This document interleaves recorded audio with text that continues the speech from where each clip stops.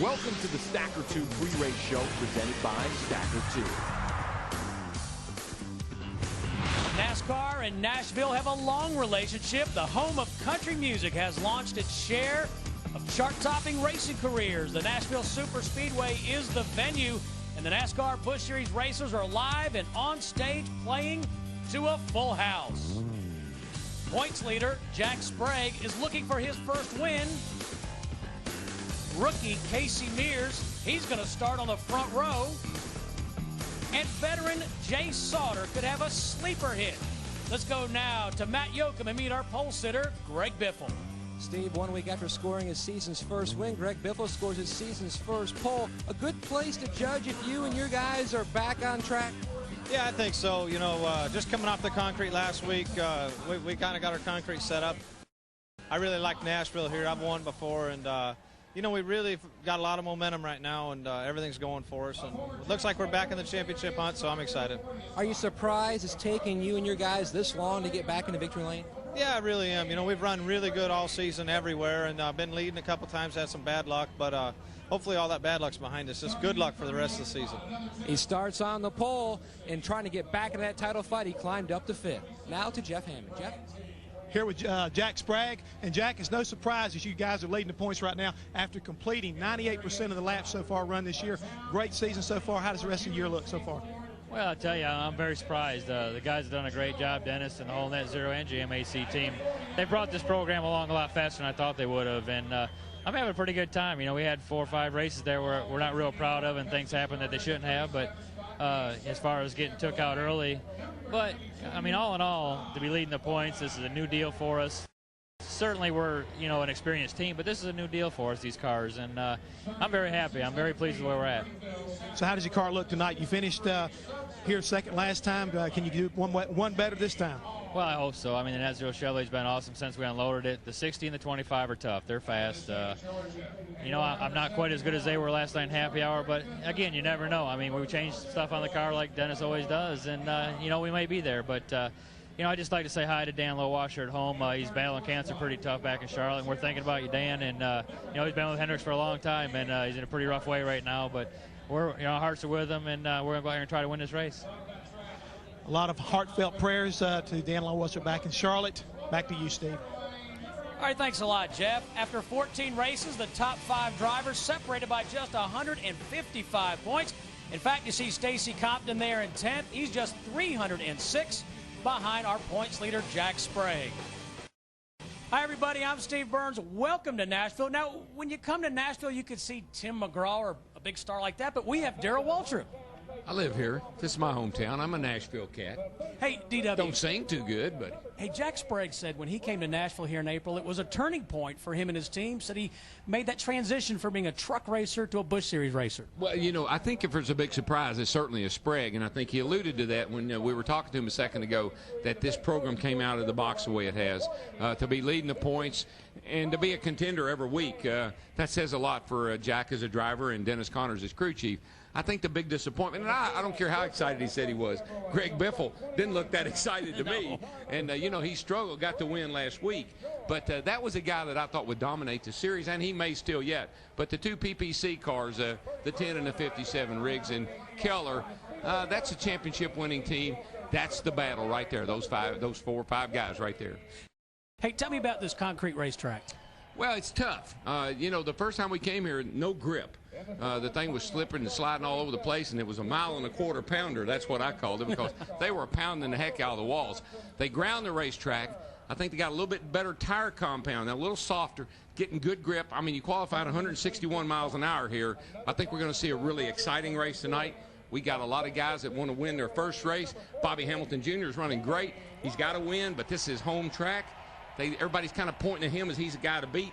A lot going on out here tonight. Should be really exciting. Well, Darrell, you know there's a lot of talent here in Nashville, Tennessee, the home of country music, as we said. Well, coming up in just a minute, you're going to see some talent down in the garage area.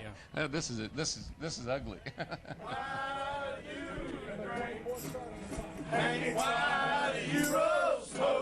Couple beers, couple words, and I can sing anything you want me to sing. Me. In a Mississippi cotton-picking Delta town. now I'm on the radio for that. All right.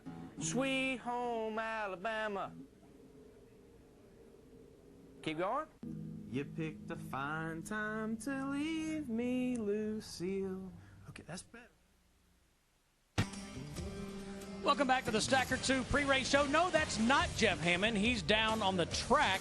We don't know if Jason Keller can sing, but we know he can drive a race car, and he's with our Jeff Hammond. That's right, Jason Keller. You've won 4 races so far this year, but you find yourself 3rd in points. What can you do to turn this year around and get back on top? Well, we just got to get some consistency. I like coming to a concrete track to try to get that consistency. I don't have my good luck charm, Deb and the kids here with me tonight, so we're just going to do our best and try to keep the opportunities forward up front. How good is your car tonight? It's pretty good. Not quite as good as the 16 to 25, but pretty good. All right, Jason's got to run through introductions, and I think he'll be ready to go when it comes time, and I believe Matt Yoakum's with his teammate Scott Riggs. And Jeff, the PPC boys looking to bookend Nashville this year. They were 5th and 1st back in the spring. Scott Riggs, a great run of late, driving like a veteran, 2 wins, 9 top 10s, and he moved into 2nd in points. Are you as optimistic coming into Nashville this time as you were last time? We are. You know, this is the second time we've been to a track. First time we've been to a track 2 times in a row, and got a great car. Nesquik Ford Taurus ours runs well, and just want to have a good night and be solid in top 5. Do you feel like a lot of other teams have caught up to you? I think so. I think everybody's really picked up because had the same car, and we still got a good car, but I think a lot of other teams have got some good cars here also. So our job's cut out for us to be able to repeat here, but I have all the confidence in myself and the team. Now the biggest question, today his wife Jay was due to have their first child. What's the status? Monday or Tuesday this week, we hope to have one. And they have an envelope at home that tells whether it's a boy or girl. Go on to driver intros. Whether it's a boy or girl, they've yet to open the envelope. They want to wait for that special occasion so they can be surprised. Jeff? Well, I hope everything goes well for him over there, Matt. I'm here with Mr. Concrete, Scott Wimmer. Scott, concrete tracks and you just seem to go together. 8.5 finish average over the last 8 races. Outstanding. Yeah, for some reason my driving style and our car setups just work real well on these concrete tracks. And Nashville's a real good track for us. The 2 times we've been here, our worst finishes for us, so we're looking for a good night. Well, when you talk about that right there, what is it going to take to get Scott Wimmer consistent on the rest of these racetracks? I don't know. We're just going to have to work a little harder, look at our setups, things like that. And, you know, maybe I just need to change my driving style a little more and run asphalt tracks like I run the concrete. Well, good luck tonight. Steve, I think he's got his game face on. This could be the place where he breaks through, Jeff. It's a Saturday night shootout. Soon we'll be under the lights. Bobby Hamilton's ready to go racing. We're closing in on the start of the Nashville 300 on FX.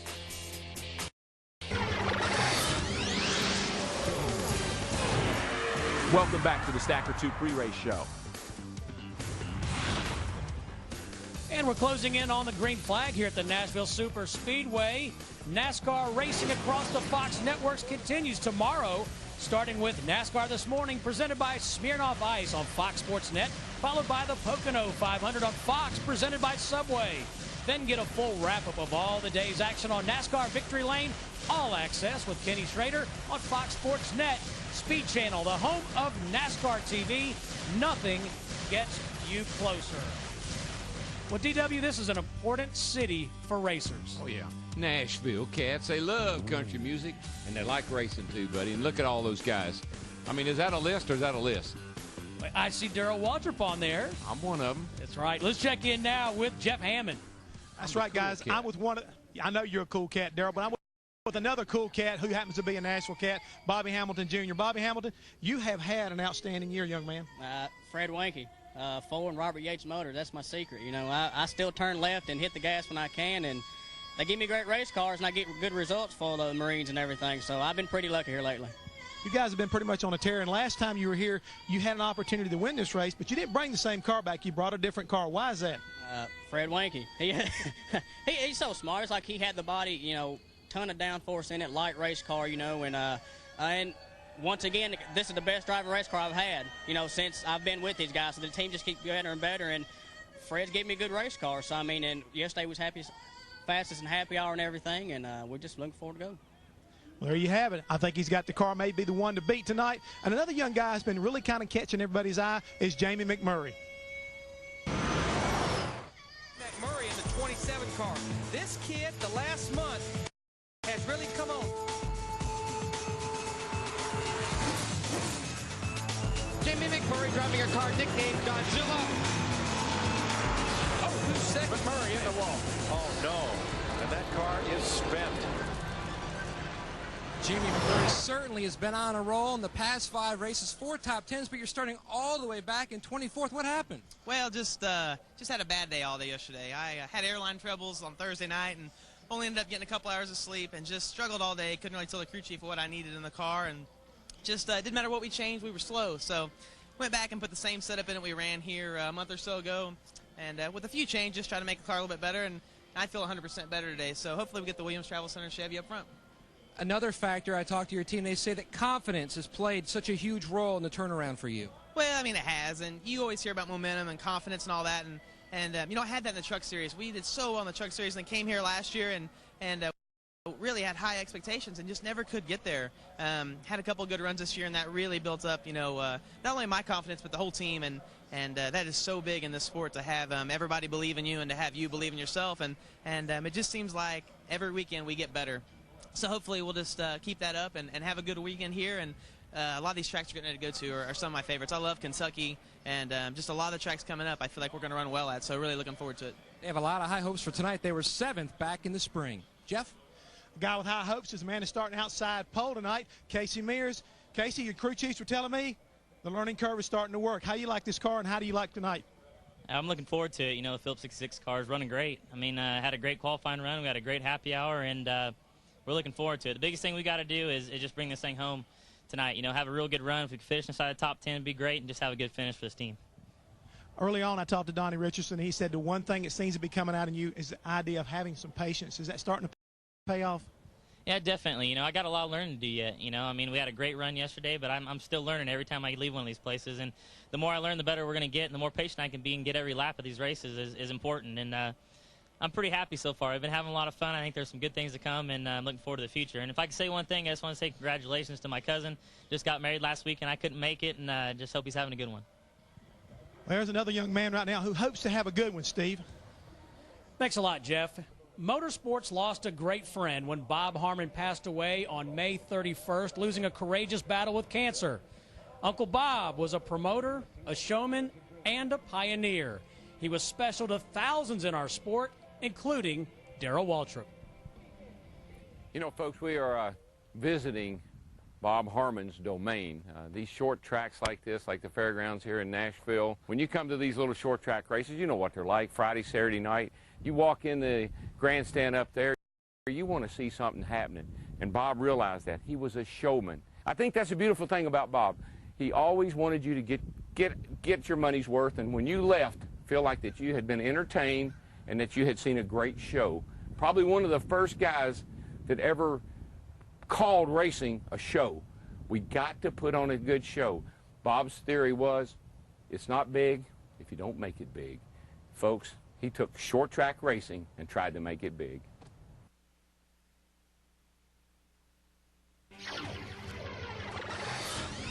The Stacker 2 pre-race show has been presented by Stacker 2. American Idol is a new show making its debut Tuesday on Fox. Thousands of people will audition for the opportunity to become a star. One person will be signed to a recording contract. Now, of course, the Grand Ole Opry is here in Nashville and the showplace of many stars. Jeff Hammond decided to begin a talent search of his own. He did it in the garage. Could it be a faded rose from days gone by? And did I hear you say he was a-meeting you here today? We've got some big stars. We've got some up-and-comers here today. It's going to be great. Yeah. Sweet home Alabama, where the skies are so blue, blue. Whoa, just one second, please. Yeah. Now we're ready. Hank, why do you drink? Hank, why do you roll smoke? Why must you live? Hold on now. Let me get up front here so I can make sure I've seen this right. Back to the drinking part. Why do I drink? And why is all this smoke? And why must we race out the heroes that you wrote?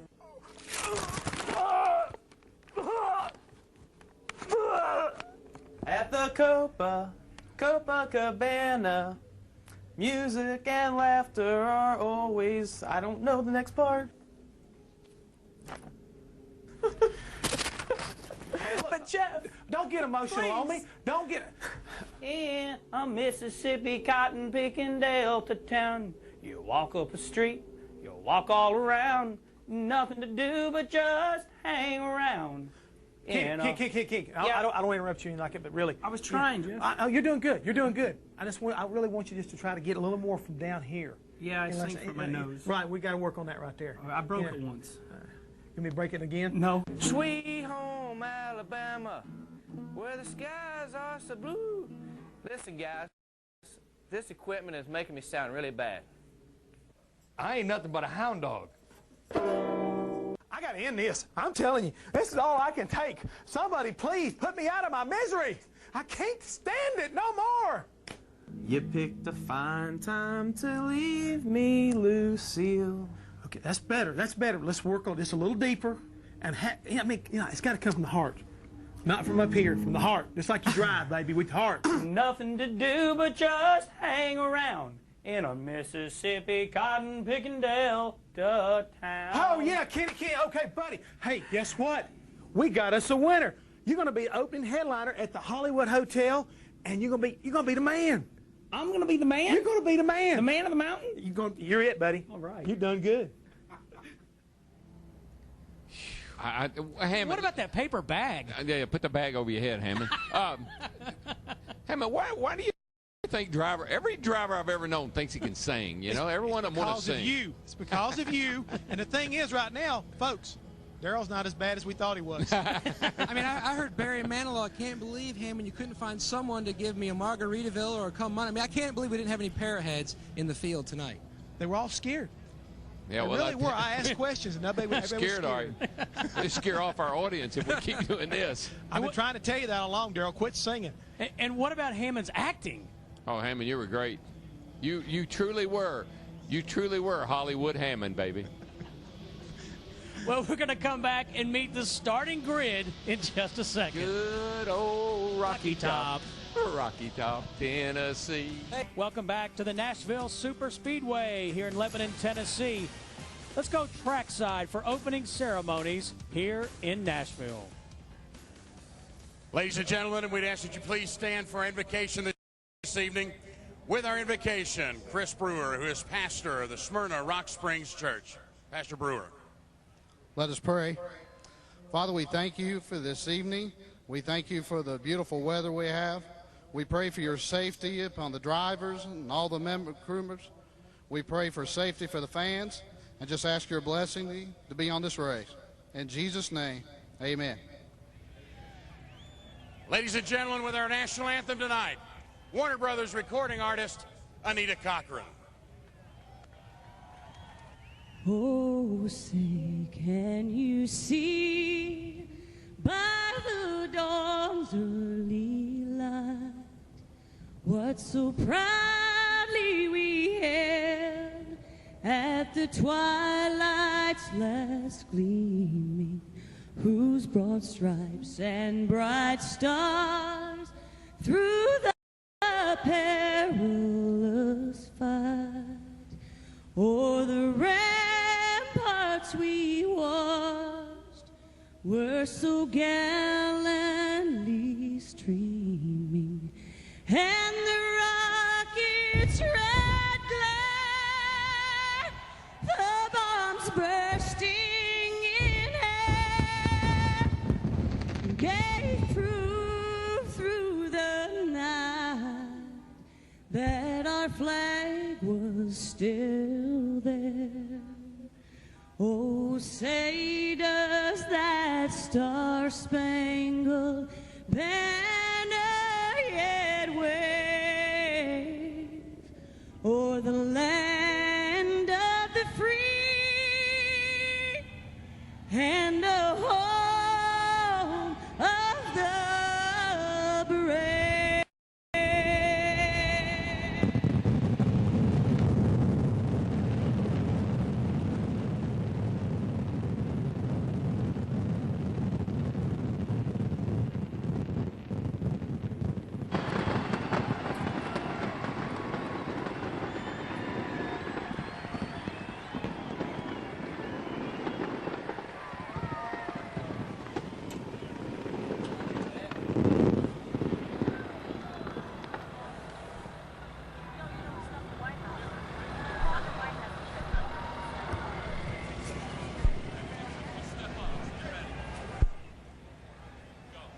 Ladies and gentlemen, the words we've all been waiting for.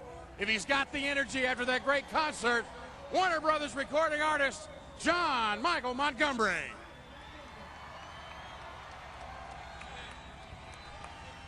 Gentlemen, start your engines.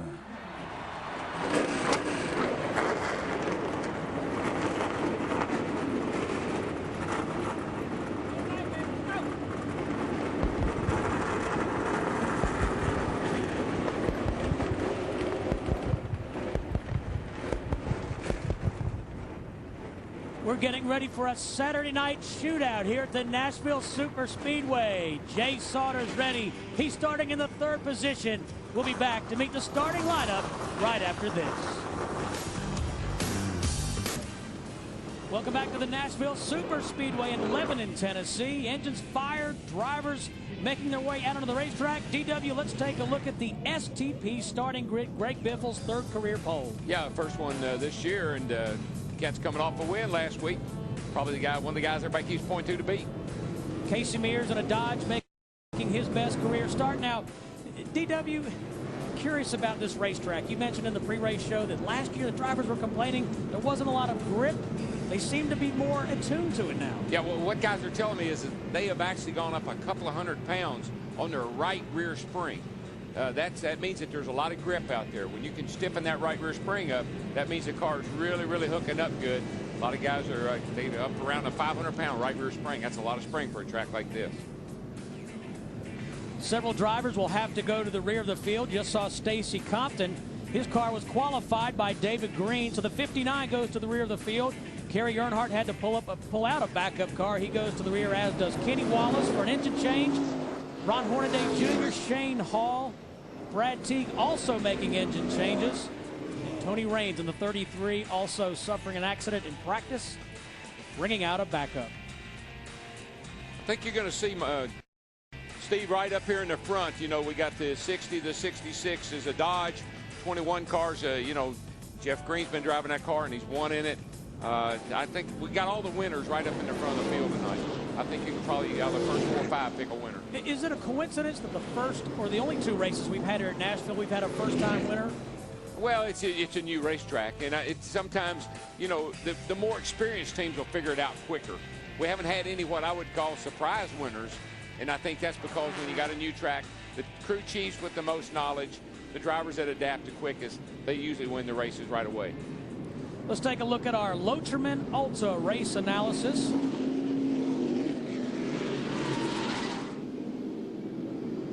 Ambient air temperature, as Larry Mack likes to say, 82 degrees. Oh, he'd be going off right now. Look at that, the concrete. He's got temperature for both. Got concrete temperature, asphalt temperature. He can tell you how hot the grass is. He tapes the Weather Channel. Beats all I've ever seen. Here's our Locherman Ultra race analysis. The only once-a-day cure for athlete's foot. 43 cars starting. What about that pit window, DW? Yeah, it looks about right. 70, 75 laps. You know, this anywhere else this would be a 1-mile racetrack, but here in Tennessee it's a 1.3. I don't know if they just couldn't figure out how big to make it or what. But, so that's about right. I'd say about 70, 75 laps. Today's weather and race analysis was brought to you by Locherman Ultra.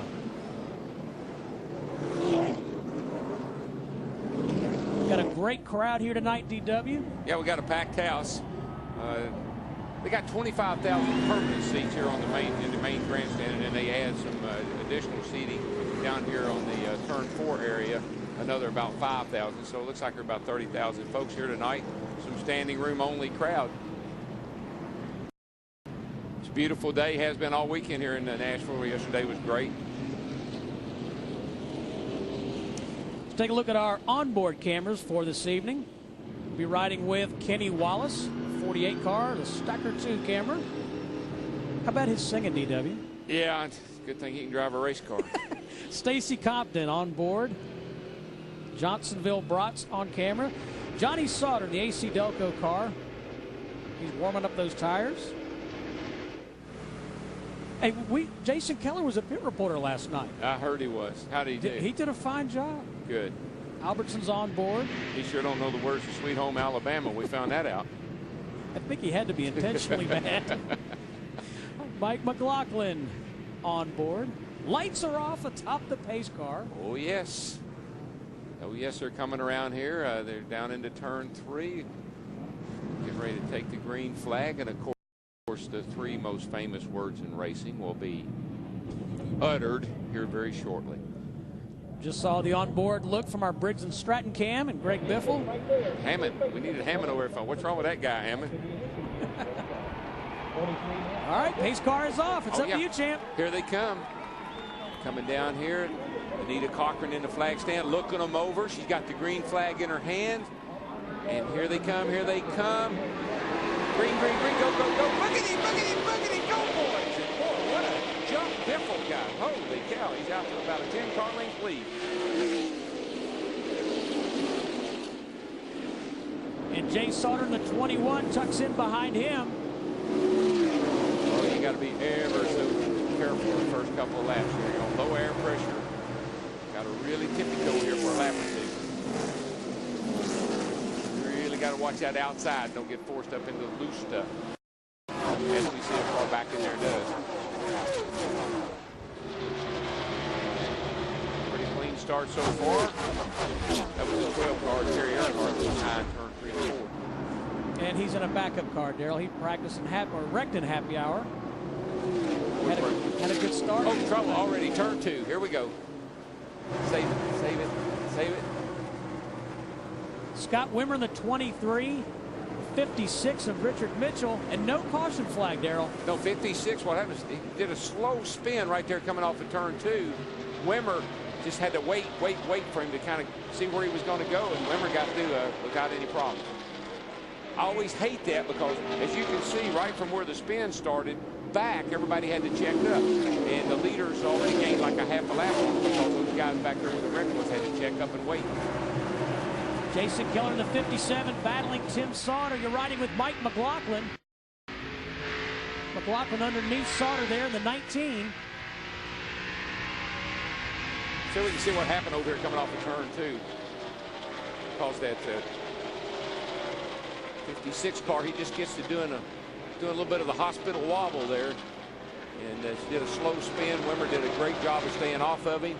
And LaJoy, too, in the 7 just missed. Everybody kind of minds their manners, gets through there without any real problem. How about it, Jeff? What happened over there? But I do know that Scott Wimmer radioed in and told Booty Barker, his crew chief, he said, I didn't hit anything, Booty. And Booty come back to him and said, don't worry about it, guys. Just get back in your rhythm. Everything's going to be okay. We got a long ways to go. Well, Jeff, you know, last week we saw Wimmer. He went a lap down early in the race at Dover there. Got back on the lead lap. They made some great adjustments on that car, and the kid ended up finishing like, what, 3rd or 4th. So he knows how to run these concrete racetracks. Got a good average finish here, too. I think what the situation is with Scott Wimmer is the fact he's got a lot of confidence in his crew chief right now. And Booty said the team is really starting to come together. Last week was no surprise, and he really expected to run really strong here tonight after a great practice session Friday night. And just saw problems for Tony Raines in that 33. We mentioned a second ago, Darrell, that's a backup car. He got very loose on the backstretch. Well, you just, you know, when you go to a backup car, it's never, even though guys try to do a great job of having an extra car in the trailer, you never put the effort into that car that you did in your primary. And so you're already behind. You start from behind and you just can't get caught up. Here's the PPC Racing teammates looking out the back. Jason Keller to his teammate Scott Riggs. You know, Steve, one of the things I think you have to be successful in this series, and the reason why Biffle and some of the 21 car, Jones's car, is Winston Cup connections. Whether it's with the car program, an aero program, engine program, some connection to a Winston Cup team. A lot of these cars get their engines from Winston Cup teams. Robert Yates, the 60 and the 21, obviously getting help from Jack Roush and from Richard Childress. So these are, I think that's what it takes to be successful and why they kind of separate themselves from the rest of the field. Battle for 11th, Ricky Hendrick in the 5, and Hank Walker Jr., he was in the booth last night. I'm telling you, he's got talent. I think he does. Yeah, he just couldn't handle the boogity, though. He's too. Yeah, I heard Hammond got on him, and so he had to get up on the wheel and really just lay it out there. Yeah, I heard he crashed that. I hate that. That's not something to take lightly. No, that's a big responsibility. Maybe he's just not ready for that kind of responsibility. He was a little intimidated. I'd say so. There's the interval. You see Greg Biffle leading. Meanwhile, battle for second. Jay Sauter on the outside. Bobby Hamilton Jr. in the 25 car. Darrell looked like he had a run going all four, but Sauter slams the door. Yeah, well, of course, everybody, you heard in those pre-race interviews, the 60 and the 25, those were the two numbers. It's kind of like jackpots, you know, they kept coming up. And there goes the 25, getting a real good look under the 21 car. There's a hit down the back straightaway. Bobby Hamilton Jr. going to make the pass. You know, I was talking to Bobby at Dover, and he said really and truly his crew chief, Fred Wanke, he's doing all the work. Well, last year, a young guy like Bobby Hamilton, he said, I had to give the team all the feedback, and I didn't have enough experience. Now, because I just get in the car, and Fred makes it run. You take an old wily veteran like Fred, put him with a young kid like Bobby Jr., and you're going to have some success. I guarantee you. Kind of reminds me of Harry Hyde and Jim Richmond. Sort of does. Greg Biffle has led all 10 laps here this evening, followed by Hamilton, Sauter, Sprague, and Casey Mears. Greg Biffle continuing to set the pace out front here, the Nashville Superspeedway. Should mention Randy LaJoie made a trip to pit road. And the 84 of Brian Weber has gone to the garage. 10 car got really high down in turns 1 and 2. Got up out of the groove, and I was just going to tell you, Steve, I just don't see a second groove right now. There looks like about a lane and a half, maybe. But if you get up off that bottom right, it looks to me like you're getting big trouble. It looks dirty and a lot of debris and rubber and sand up there. Scott Riggs losing a couple of positions. Ashton Lewis in the 46 in front of him. Hank Parker Jr. in the 36 just behind. Riggs' first NASCAR Busch Series win here in April. He won again in California. Ashton Lewis right there behind him in that 46 car. Usually runs pretty well here at Nashville. Battle for 11th. Yeah, Ashton Lewis and Hank Parker had a little how do you do here in April. Yeah. Got it tangled a little bit. Cost anybody anything? It cost them both. Cost them a little money. I always like what my buddy used to tell me. So what happened over there? So, well, I lost my temper. So guess what? We're here to help you find it. Let's check in with Matt Yoakum. Well, Steve, while Greg Biffle continues to pace the field up front, and he was the fastest car on the racetrack until lap 12. That's when the 25 of Bobby Hamilton Jr. was actually 2/10 quicker. They've been running comparative times over the past few laps. Biffle, though, is starting to fight a loose condition. It's really worse down in turns 3 and 4 on entry and up off the corner. He's trying to hang on to it, but they have told him, his crew chief Randy Goss, said, keep an eye in the mirror. The 25's coming. Yeah, that could be the same song, different verse, because every week that 25 seems to be coming. There's a 47 of Shane Meal. Darrell, he started 12th. He's worked his way up into the 7th position, but Magic Shoes is right behind him. Good little race going there. Magic Shoes does a good job in an 18 car. He keeps it out of trouble every week and gets him some pretty decent finishes. He's up there pretty well in the points. Doing a good job for Joe Gibbs.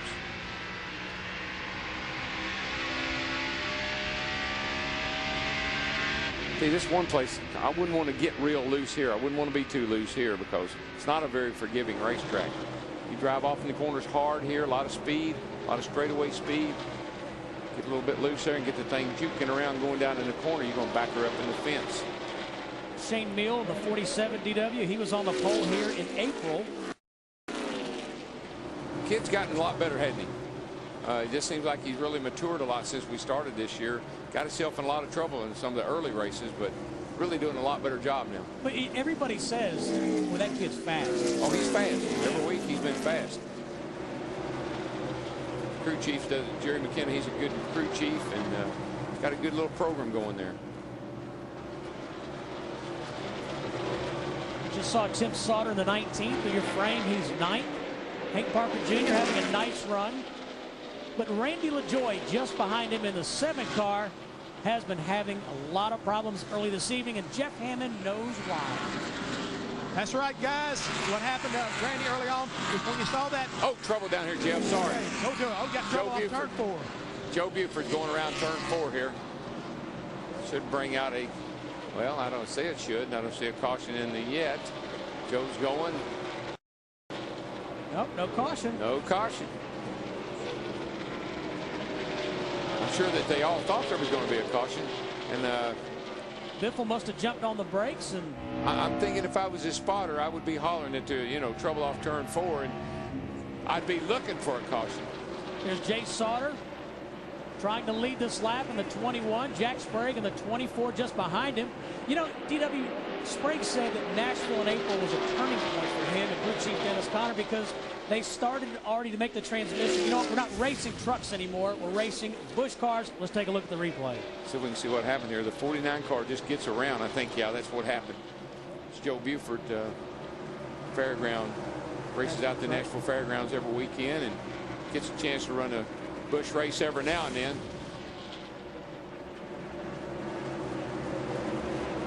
24, Jack Sprague just got by Jay Sauter in the 21 and Bobby Hamilton Jr. just behind him. And Darrell started to say they thought that the race here in Nashville was a turning point because they finally said, hey man, this isn't a truck, this is a Busch car, different animal. Oh yeah, totally different. 105-inch wheelbase cars. You know, aerodynamics are totally different. Truck doesn't have a lot of aerodynamics, and these cars do. I have really been impressed with the job that team has done to get themselves up to speed as quickly as they have and to be a factor every week the way they have been.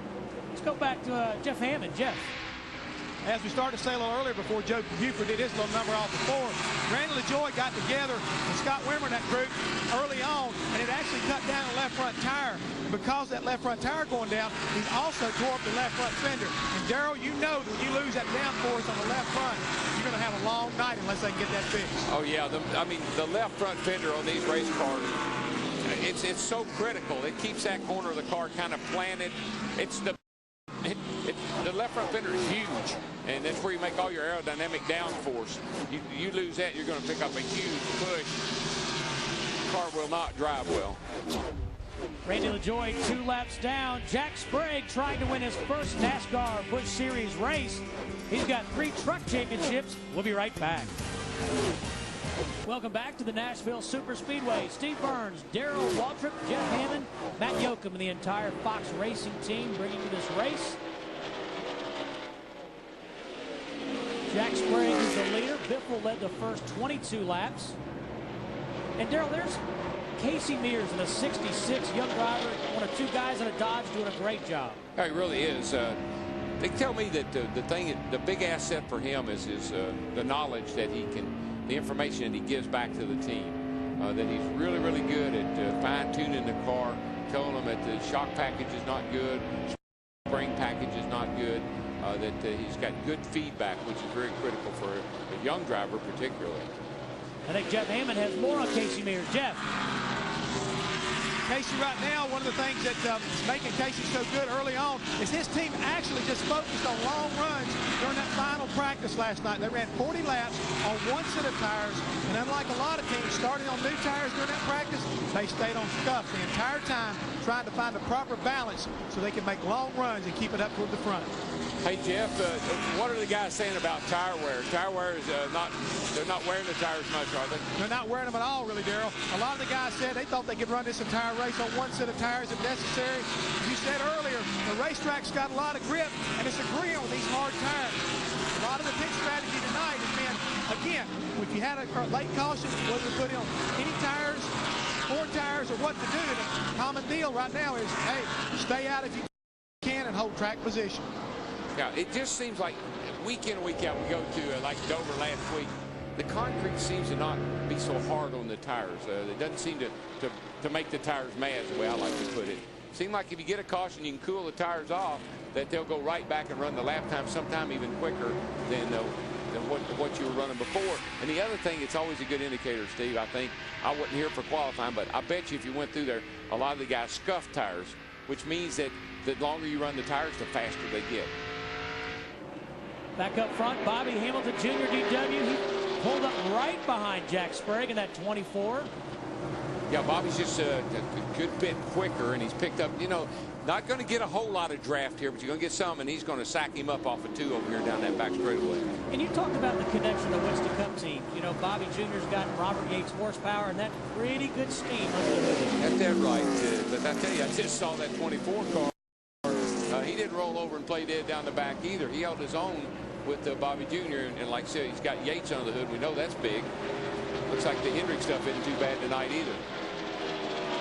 Jack Sprague with 3 Craftsman Truck Series championships, but has never won in NASCAR Busch Series competition in 89 starts. They gave it a shot back a few years ago and didn't have much success driving for Base Motorsports. And then he jumped over there with Hendrick and got in the Truck Series, and found him a happy home there. Now he's back here with a lot of experience and learned how to win championships. That's going to pay off for him in the Busch Series this time. And Darrell, I think a big key was they brought almost their entire truck team to that Busch Series team, so they had continuity. What do we talk about every week? Communication. He and Dennis Conner get along so well. They know what he did. Dennis knows by the tone of his voice what they need to do to that car. 23 wins in the Truck Series for Jack Sprague. Led 14 laps this evening. Greg Biffle led 22. Jay Sauter led a lap. 21 car for Richard Childress. Now Dennis Conner, you might say, well, you know where Dennis come from. He's been around a long time, and he went to school and he got his training and his education, if you will, under Harry Hyde. Worked over there with Harry Hyde. A lot of good practical knowledge. Casey Mears in the 66. He's 5th. On board with Jason Keller right behind him. This is the only concrete track that Jason has not won on yet. Won at Dover and Bristol. Could possibly change tonight, but I have to keep going back. People might say, okay, so DW, who's Harry Hyde? Harry Hyde was back in the 70s and early 80s. He was with Tim Richmond over at Hendrick Motorsports, but more known for the K&K Dodge and Bobby Isaac back in the 60s and the 70s. Matter of fact, Bobby Isaac was 1970 champion with Harry Hyde. And Harry Hyde's from right up the road in Louisville, Kentucky. So we're real close to his home. He has since passed, but it was a great crew chief. Jack Sprague continues to lead. He's followed by Bobby Hamilton Jr., Jay Sauter, Greg Biffle, Casey Mears, and Jason Keller. We'll be right back. Welcome back to the Nashville Superspeedway. Jack Sprague is your leader, followed by Jay Sauter, one of 3 in the field. Seems like there's more and more every week. There's more Sauters. There's a lot of them out there. There's 5 of them altogether, I think. Yeah. Take a look. Jay Sauter in that 21. Underneath Bobby Hamilton. Yeah, you know, the funny thing to me is in the opening, we talked about the 60 and the 25. Those are the 2 cars to beat. Can't keep up with them. Where are they now? They're running 3rd and 4th. And Jack Sprague and Jay Sauter are just showing a lot of speed right now. So sometimes, you know, what you do in practice, when the race starts, you throw all that out the window. Right now, Sprague's car on the computer is the fastest car out there. Darrell, Jay Sauter actually led a couple laps here a year ago. Had something go through the radiator, put him out of the race, and then was running 2nd here in April. Ran out of gas. Wrong. Finished 15th. Don't want to let that happen. But Jay tested down here in that 21, and Butch Hilton has said that Jay's one of the most valuable team members at RCR because he tests for a lot of different drivers that are Winston Cup and Busch programs. Well, you know, his father is a great driver through the years, an IROC driver that helped set up the IROC cars. And guys that know how to build cars and know how to work on cars make good drivers. Crew chiefs like them a lot because they get good information. There's one of the other Sauter brothers, Tim Sauter. Matt Yoakum has more on him. Well, Steve, optimism was extremely high with the 19 team returning to Nashville. He was 10th here in the spring. He qualified 7th, but about 5 laps ago, he reported into his crew the engine has started to miss. He has slowly faded. He faded back to 10th, now back to 12th. It's not going to be the night that he had hoped for. They're hoping that maybe it's just a plug wire. They're looking forward to that caution so they can try to check and see. Hopefully, it's something that they can fix. And Darrell, they don't have a sponsor on that 19 car, but you know what? He's 12th in points right now. They've done a great job. Oh, yeah, he's had some great runs, doing a really good job with that car, and that team's doing a good job. I'm sure, you know, they keep running like they've been running. They'll get a sponsor on that car for long. the younger of the three brothers. There's Johnny Sauter in that 2 car. You know, Darrell, he's struggling right now. It's no secret. He's wrecked hard twice at Talladega in California. Got wrecked again at Dover. Boy, he's just struggling. A rookie. He won the ASA championship last year, struggling. Yeah, well, I tell you, when you're young like that, it can go 2 ways.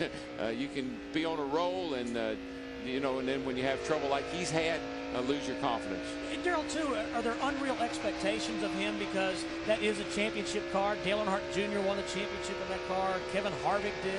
Well, that 2 car's had some great drivers in it. There's no question about that. And he stepped into a car that, you know, like I said, people expect it to run up front. And when it doesn't, they want to know why, and they usually don't point the finger at the car. Johnny Sauter 20th in points right now. Greg Biffle in the 60, drawing up on Bobby Hamilton Jr. in the 25. Hamilton Jr. is 3rd right now. And the car they're coming up on the lap right there, McMurray, I mean, I'm surprised in him. He's gone a lap down and not running well at all. As a matter of fact, you know, maybe Jeff or Matt can find out what's wrong with McMurray because we thought he would really have a good run tonight. Yeah, we talked in the pre-race show, too, about how much momentum McMurray had. He had a great run at Dover, was running 2nd, crashed, just a few laps remaining. Yeah, he seemed to be a kid that's really coming into his own here lately, and surprised to see him not running too good. There goes that pass down the back right there. Right where you said it would happen. Biffle by Hamilton Jr. Right up off the corner. Seemed like turn 2, you can get a good run on the guy over there. But it seems like the cars are a little tight over there. Like there's not quite the grip there that there is as you come off turn 4. So if you can get it cut under somebody, stay in the throttle, seem to be able to get a really good draft and a run on down the back.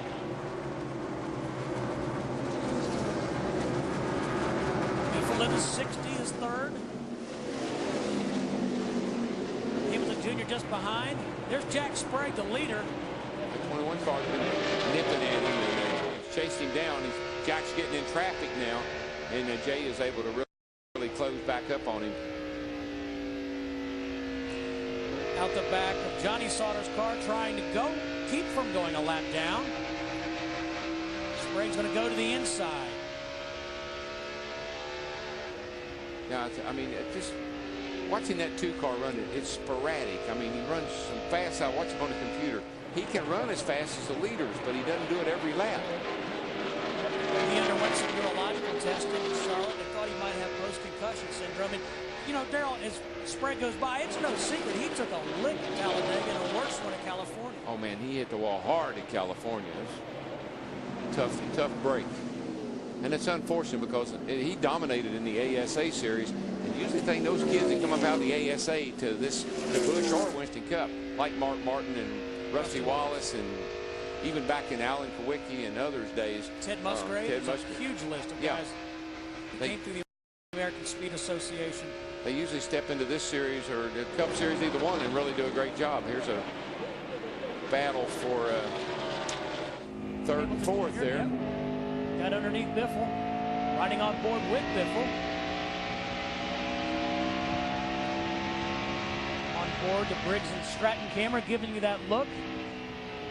Biffle broke into the win column for the first time here at Nashville a year ago, April. Let's check in with Matt Yoakum. Well, Steve, down here in the 25, here's Fred Wanke watching his race car. What's Bobby Jr. saying about the car, Fred? Well, right now the Marine Ford's a little tight. It's for some reason we're not turning the RPMs that we thought we would. I don't know. I'm hoping when the sun goes down she'll get a lot better. But right now it's, you know, it's same old thing. You know, we got an awful good car, we got an awful good motor, and an awful good driver.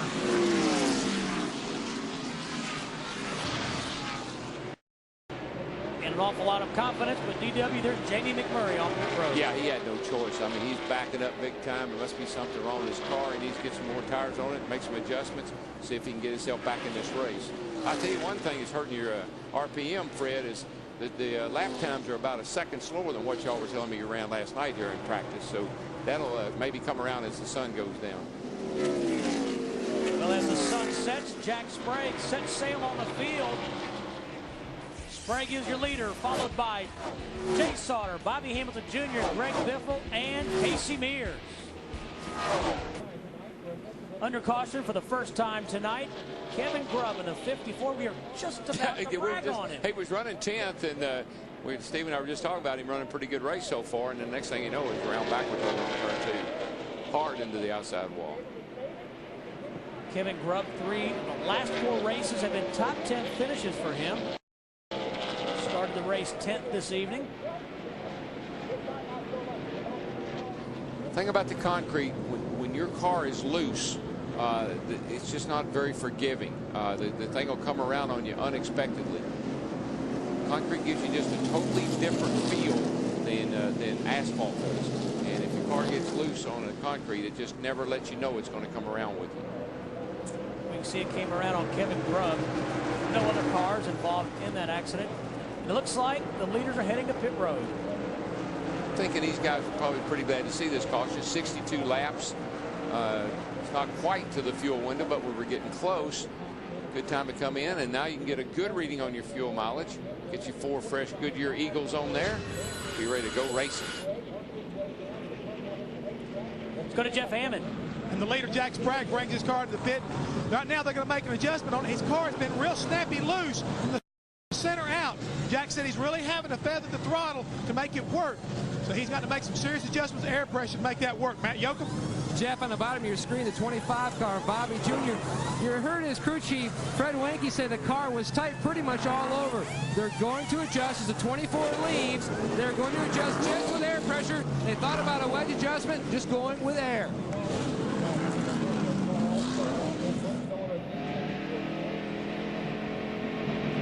So caution out for the first time tonight on lap 63. Kevin Grubb in a 1-car spin. You're watching the Nashville 300 on FX.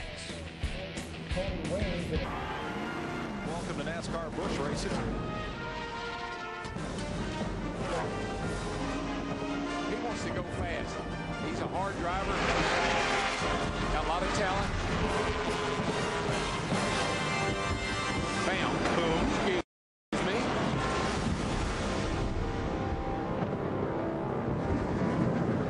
Still under caution for the first time this evening. Kevin Grubb brought up the yellow, a 1-car spin. He's gone to the garage. Heavy damage to the rear of his car.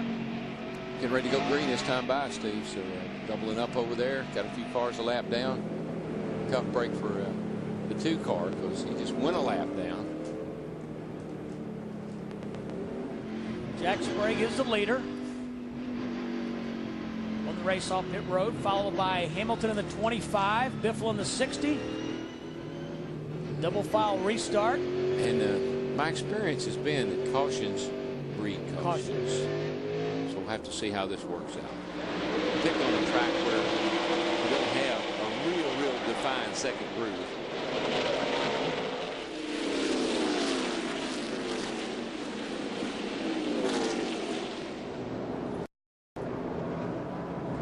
Sprague in the 24 leads him down the backstretch. Bobby Hamilton Jr. looks to the inside.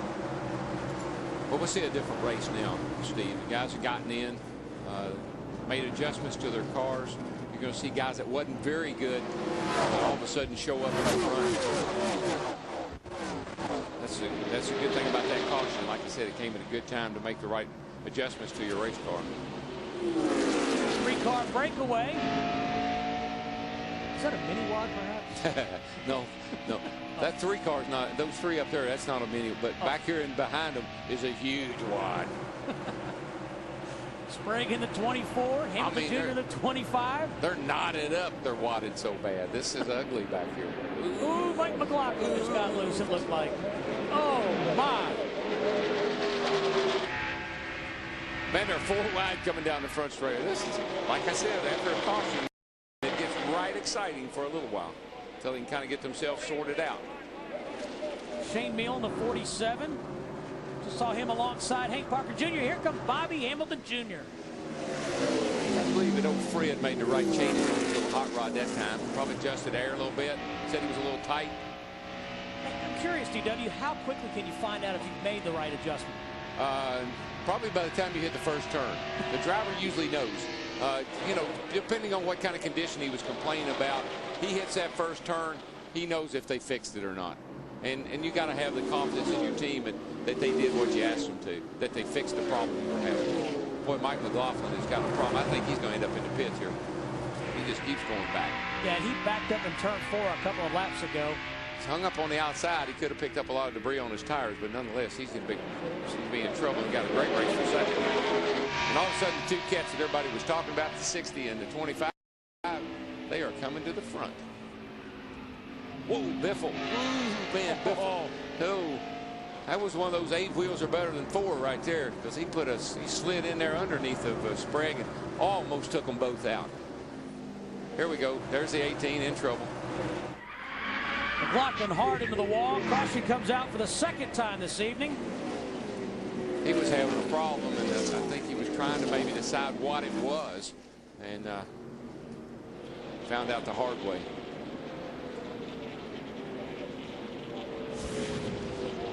Talked about Mike McLaughlin. There he is to the upper left of your screen. Yeah. Shane Meal down on the apron. Whew. He might have hit the dirt. I tell you what, he was trying to unwad. Oh, my. It's the 18 car. Now, we saw him in trouble, backing up. We knew he had something wrong. Goes down in the corner. I think he was having a tire problem, and he just couldn't make up his mind what it was. Looks like the right rear was down there after he bounced off the wall. Right rear it was. We're on board with Mike McLaughlin. Here's another view. A driver, right after a caution flag, Steve, and the tires, you got low air, and things sometimes doesn't feel exactly right to you. You're afraid to come in the pit because you've been bitten by that before. You make the call, I got a flat tire, all of a sudden you end up on pit road and say, hey, man, you didn't have a flat tire. Next time, give him a chance, give the air pressure a chance to come up. And so that sometimes puts a driver in the box. Tough break for Mike McLaughlin. Came in here 6th in points, just 157 behind the points leader, Jack Sprague. It's going to be a short night. We'll be right back on FX.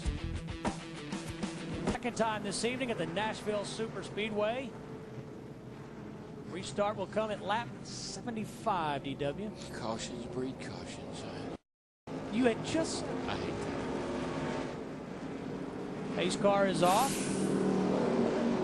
Take a look at the biggest movers this evening. Todd Bodine's come from the rear. Green flag. I'll tell you one thing I just noticed. If I'm going to get in Busch racing, I'm going to get me a red and black car. Those first 3 hot rods up there are red and black. Bobby Hamilton Jr. in the 25. Well, he got caught in a problem here in April. He got caught in the pits, went down a lap, battled all the way back to finish 3rd, so he knows he can get the job done. You know, same thing happened to him at New Hampshire when he won. He had to battle back. How about it, Jeff? Well, you know, bud. Down there with Kevin Grunt. Kevin had a great run going. What happened? I'm not real sure. There's 2 tires that were flat on it when it came in. We don't know whether that was from the wreck or before, but actually the Toy Story car had gotten pretty good. We we were real loose to start, and then it actually tightened up, and once the sun started going out, I was happy with the car, and we were moving forward, and next thing I was banging in the walls. Real unfortunate, but it's something we're going to have to work on, fix this car, and get ready for next week in Kentucky. He'll get them next week in Kentucky. Matt Yoakum. Well, Jeff, the 60 car, Greg Biffle, restarted in the 3rd position, but there is some concern. Remember back to last week, Greg Biffle was having alternator trouble. Under this caution, his crew chief Randy Goss told him, shut down as much of the electrical equipment as possible. Goss, alternator trouble again? Yeah, we think we got some trouble. We're not sure, so we just had him shut down the stuff to start with, save the battery for us. That's Randy Goss. Remember, Biffle scored his first career win here at Nashville. They felt like this would be a good place to see if they indeed had their groove back. He currently runs in the 3rd position. You know, I don't quite understand that, Steve. Jeff Burton had a problem in Charlotte with a battery and an alternator, and they blamed it on the alternator. Biffle again last week at Dover, even though he won, same thing, had something going wrong with the alternator, had to cut off his coolers and blowers off.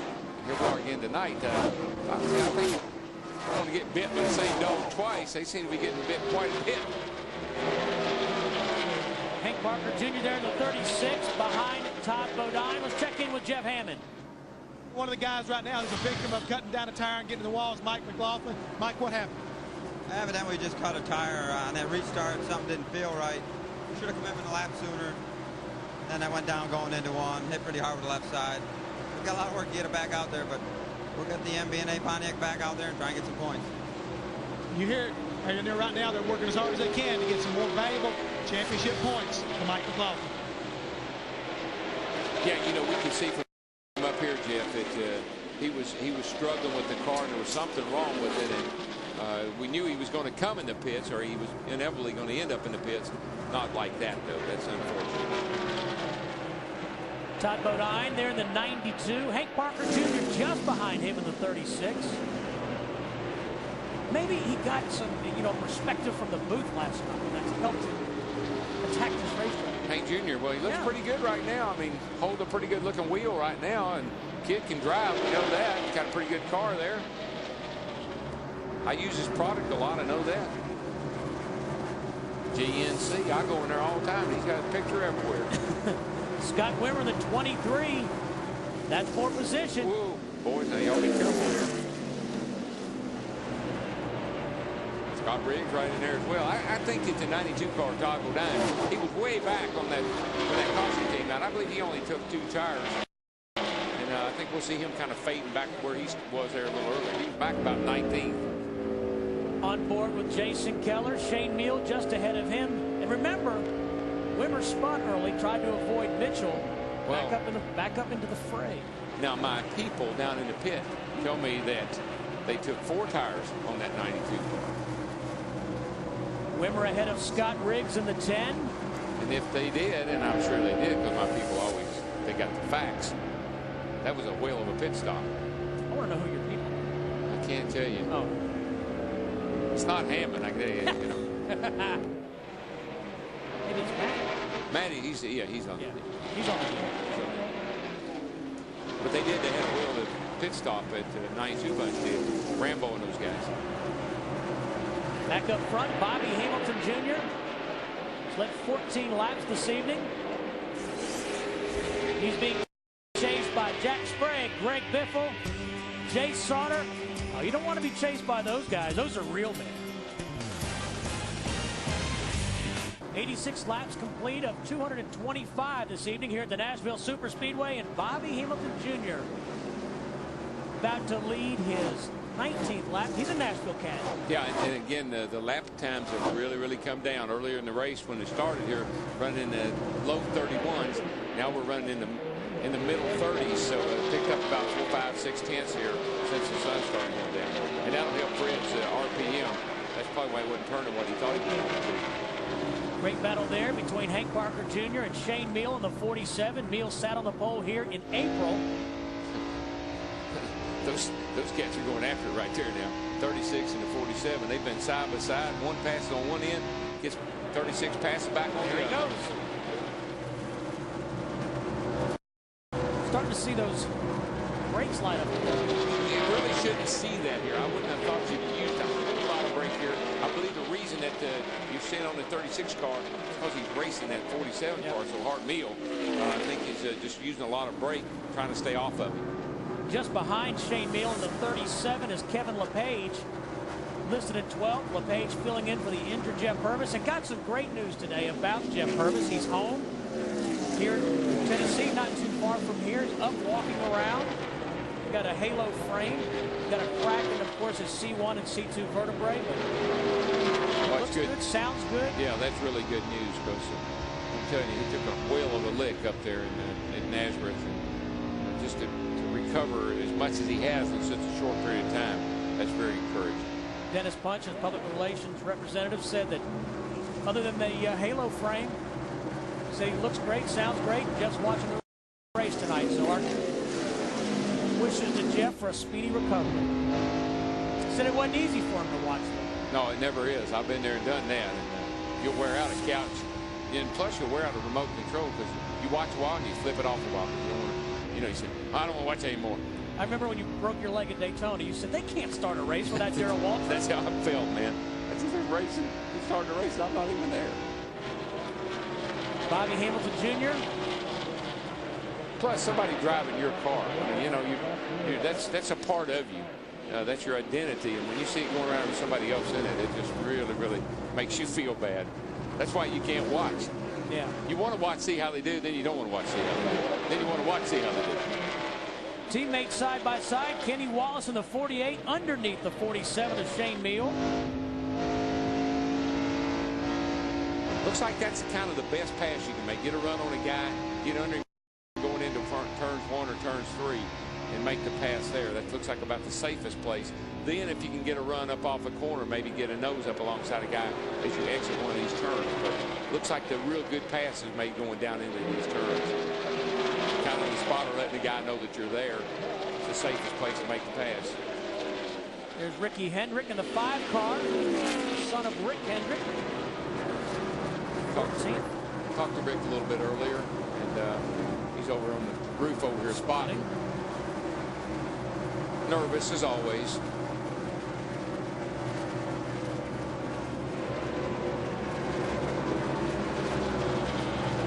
I would be pretty happy though. That 24 car just continues to run right there. His top running second right now, and just car lengths back from our leader. So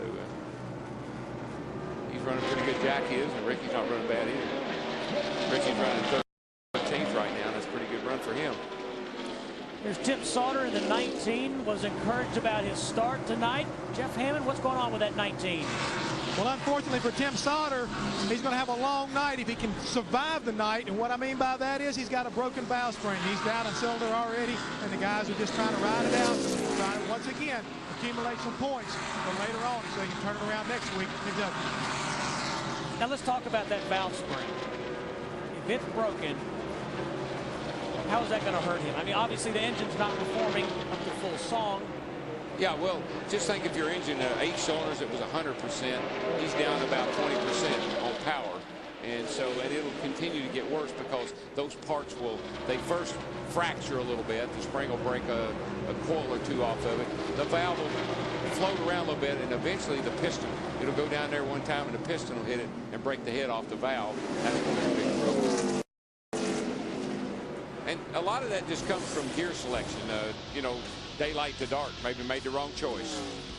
Well, Bobby Hamilton continues to lead here at the Nashville Superspeedway on FX.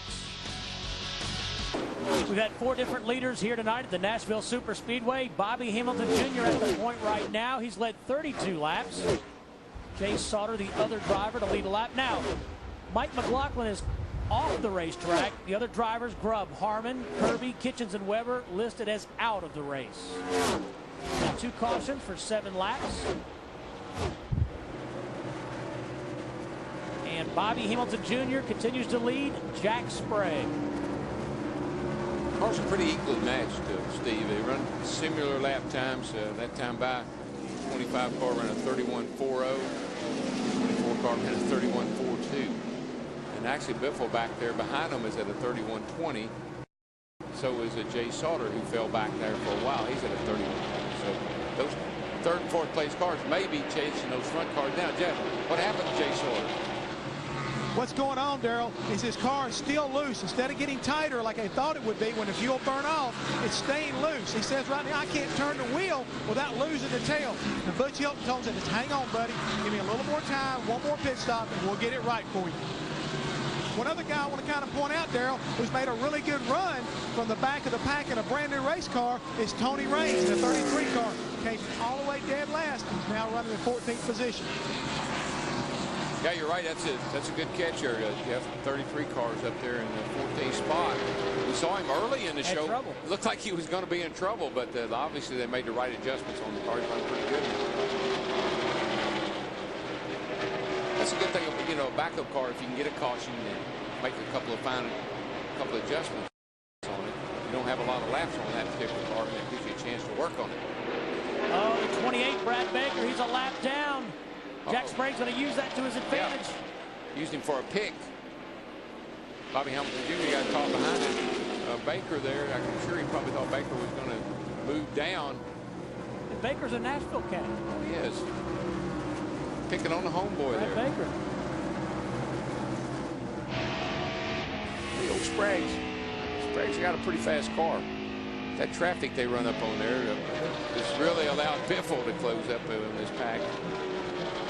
Todd Bodine in the 92. Hank Parker Jr. side by side looking from Johnny Sauter's viewpoint. There's LePage in that 37 underneath Parker Jr. Yeah, that's Jeff Purvis's car, the 37 car. There's Kenny Wallace around the inside there. And the Stacker car. Battle for ninth. LePage underneath. Todd Bodine in the 92. Todd's doing double duty at Pocono, Nashville. We're doing double duty. Yeah, we are. We're going to leave here tonight and head on back up to Pocono or back up to Pocono. We'll be doing the same thing again next weekend, Pocono. Steve and I'll be in the booth. Jeff and Maddie in the pits. We'll be doing the Kentucky race. Then head over to Michigan. Go to Michigan. On board with Kenny Wallace. One thing I hate about this, we don't get to eat ice cream at the ice cream factory next week. I know. Got a great place there in Jackson. I don't know the proper name for it. I call it the ice cream factory. Maybe we can call an order in. Artie Kempner said he'll go pick up a couple of orders. Oh, Artie Kempner. He's big on that. He likes ice cream. He's like DW. Uh-oh. Got a little wide shaping up here. And Kenny Wallace is going to jump to the bottom of LePage. Kenny looks like he might be a tad better than these guys here. Just as close better than these guys. Makes a pass on LePage. So Kenny Wallace is 10th, LePage 11th. Hank Parker hanging there with him.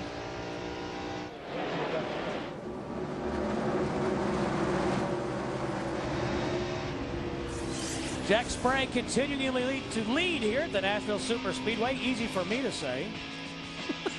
We'll be right back. Ashton Lewis Jr. has just blistered the wall, DW. Caution out for the third time. The window net is down. His sign that he's okay, but his race car isn't. Oh, boy. I mean, he backed that thing in there a ton. He was looking right at it. He went down into turn 3 over there, and the back end just came around, and she went hard into the outside wall. Boy, look at the damage to the rear end of that car. Yeah, it sure took a hard lick. He's a tough little kid, I know. And, he's had some great runs. Yeah, they have a problem closing the deal. They'll run real well, and just something happens to take them out of contention. Came in here 15th in points, qualified 15th. Ashton Lewis Jr. making his 69th career start, and here come your leaders to pit road. Once again, Steve, a pretty timely caution flag for the leaders. We haven't made it into our fuel window necessarily, but we're right on the edge of it with these last two cautions. Let's go to Jeff Hammond. Yeah, well, it's time when Jay Sauter comes in. Butch Hilton has told him, hey, your car's a little loose. I'm going to make it a wedge adjustment. I'm actually going to go down one round in the left rear. You can see right there, the gas man's adding one round in the left rear. Matty Yoder. Well, Bobby Hamilton Jr. felt like the 24 car was better on entry than his car. They made a chassis adjustment. He said his car was just too tight. Meanwhile, Greg Biffle and the 24 beats everybody off pit road. Biffle's car was loose, so they were going to unhook the rear sway bar. He's now down the way.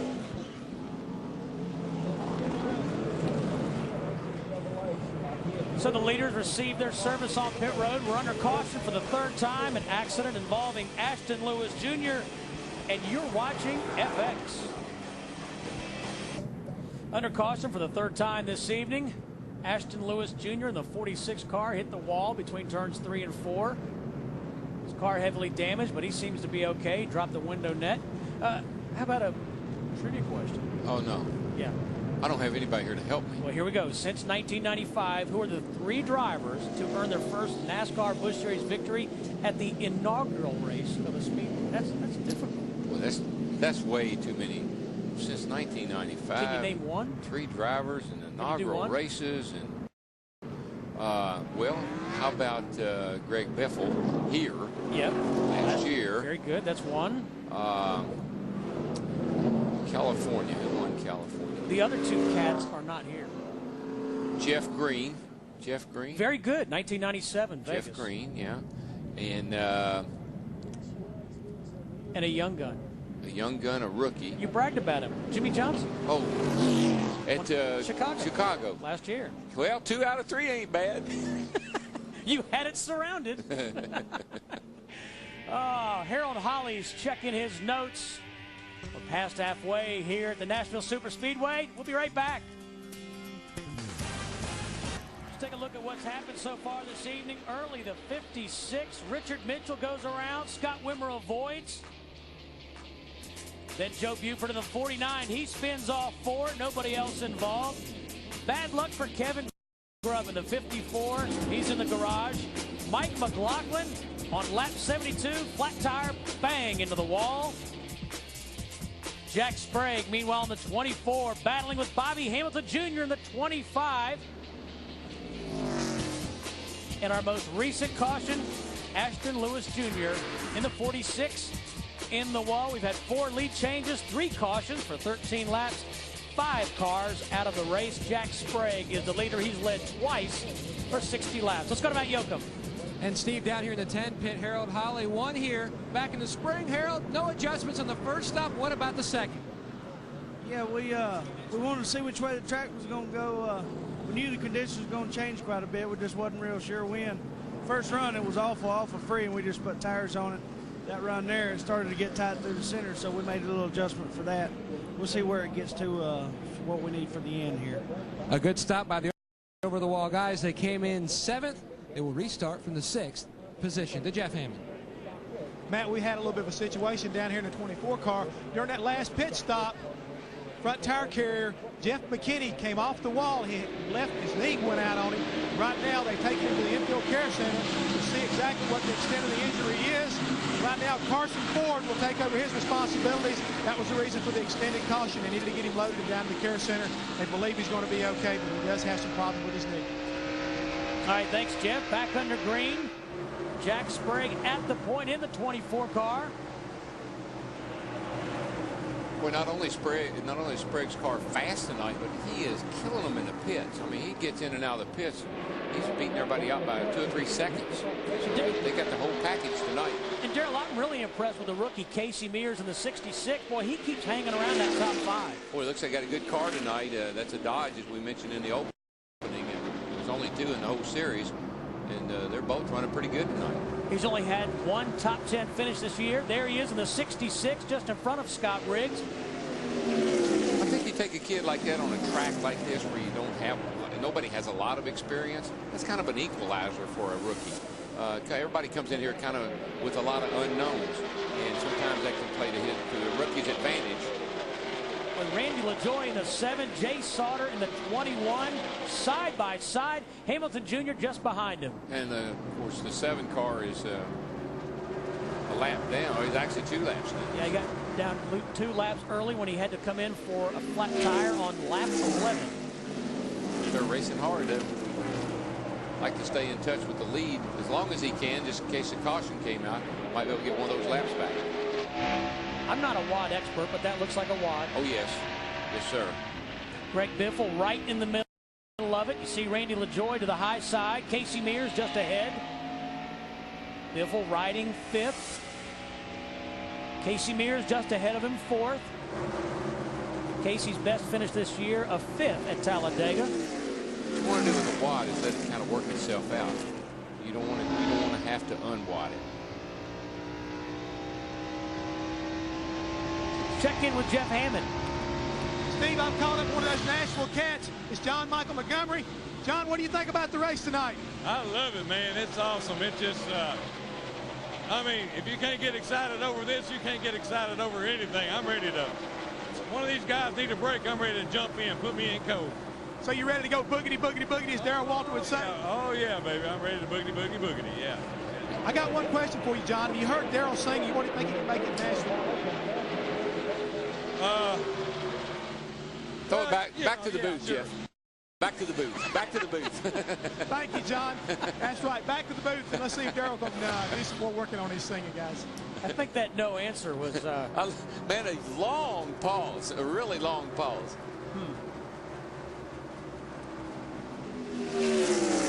I believe I could hold my own with that crowd Hammond was working with, though.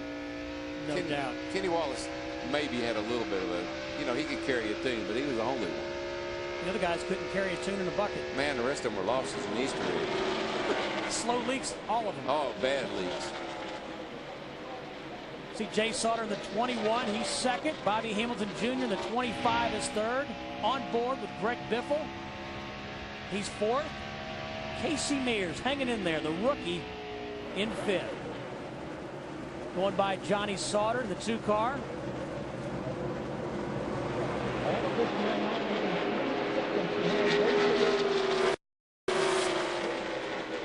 Jay Sauter in the 21 ran out of gas on the last lap while he was running second here back in April. I tell you, these cats here are racing real hard, and you know that's all. Guess what? That's for second place because Jack Sprague, our leader, he has adiosed. He has checked out.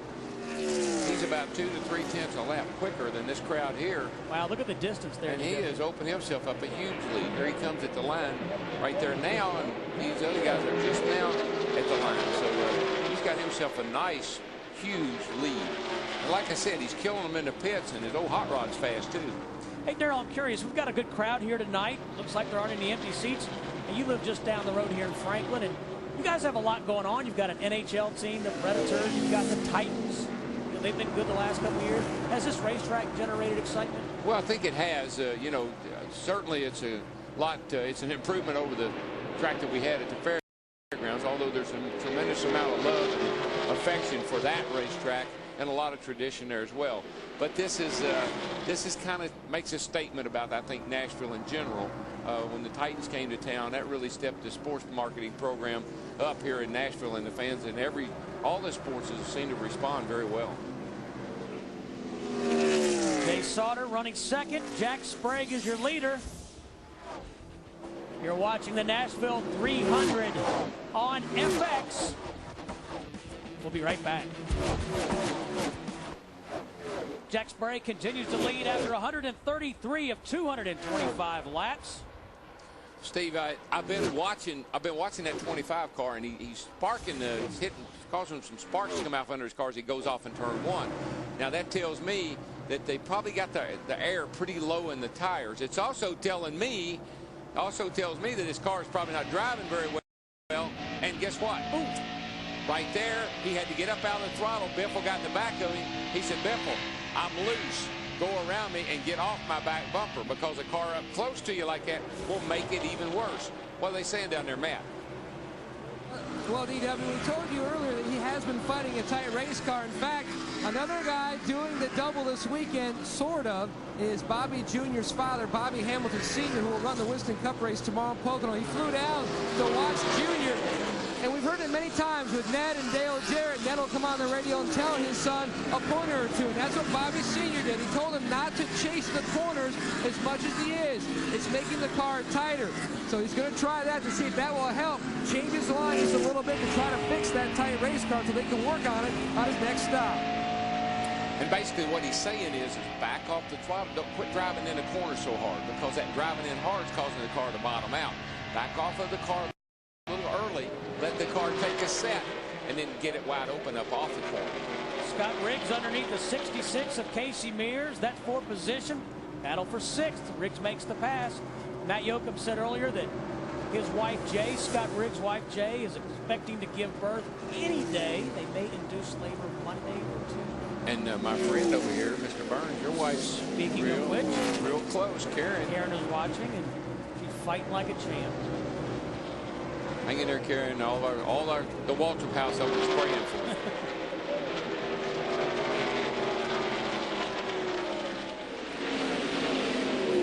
Riggs rides 6th. 2 wins this year for him. Take a look at the rookie points, TW. Pretty good class of rookies. All these guys have had, Scott Riggs certainly has been the star of the rookie show, if you will. Mills had some great runs. Sauter has on occasion. Casey Mears tonight looks really good. And Kerry, Bradshaw's driver there. Hank Parker Jr.'s had a good run tonight in the 36. Todd Bodine in the 92. It's a battle for 11. If we run out of things to talk about, guys, we can always find Bradshaw, and he can tell us about his airplane experience this past. What happened? Taking off, and some happened to the tires, and they had to blow up, and it was real. I think it was real touch and go there for a minute. Bobby Hamilton Jr. gets backed by Greg Biffle. Hey, speaking of which, before the race, Jamie McMurray said he had airline problems. I tell you, yeah, I've had oil line problems, I've had fuel line problems, but I didn't even know a race car had an airline. I think he meant his flight was late. Sprague's having a great night. Avoided trouble early. The 23 car. There he is, driving for Bill Davis. Running 5th. Jeff Hammond has more on him. What about it, Jeff? Steve, early on, I believe I called Scott Wimmer, Mr. Concrete, and he's continuing to do it. After having early problems and almost going a lap down, look at him. He's up at 5th. He loves this racetrack. We said earlier, Booty Parker, his crew chief, told me he's got a very strong race car. He's already told Scott, look, settle down a little bit, buddy. We're in here for the long run. Save the car. We still got a ways to go.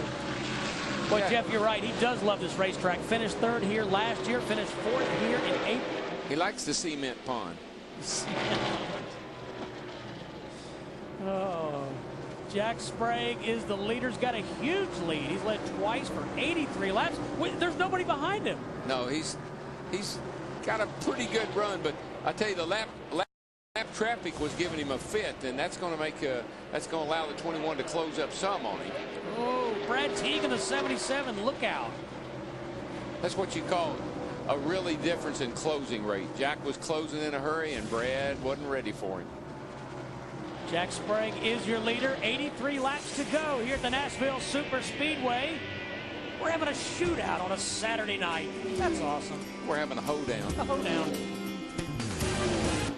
Welcome back to the Nashville Superspeedway. Hey, log on to foxsports.com, keyword leader. Your shot at collectible gear from your favorite driver, brought to you by Loterman Ultra. Right now, Jack Sprague is the leader, as DW likes to say, holding a pretty wheel. Yes, he is, and we got a whale to race back here for 6th, 7th, and 8th. Casey Mears in the 66 is 6th, followed by Scott Riggs in the 10. We haven't seen Jason Keller much tonight as we ride, but he's been in the top 10 all night. Ride with him. Yeah, he and his teammate there have been hanging around the top 10, but certainly haven't been up near the lead yet. They're getting a little more racy, though, as they go along here. That's two young guns right there kind of going at each other. Casey Mears moved up. Let Riggs go by. Whoop, see Riggs' car wobble just a little bit there. Bobbled just a little bit on him. I think that's why he's not any further up than he is. The car looks like it might be just a little nervous.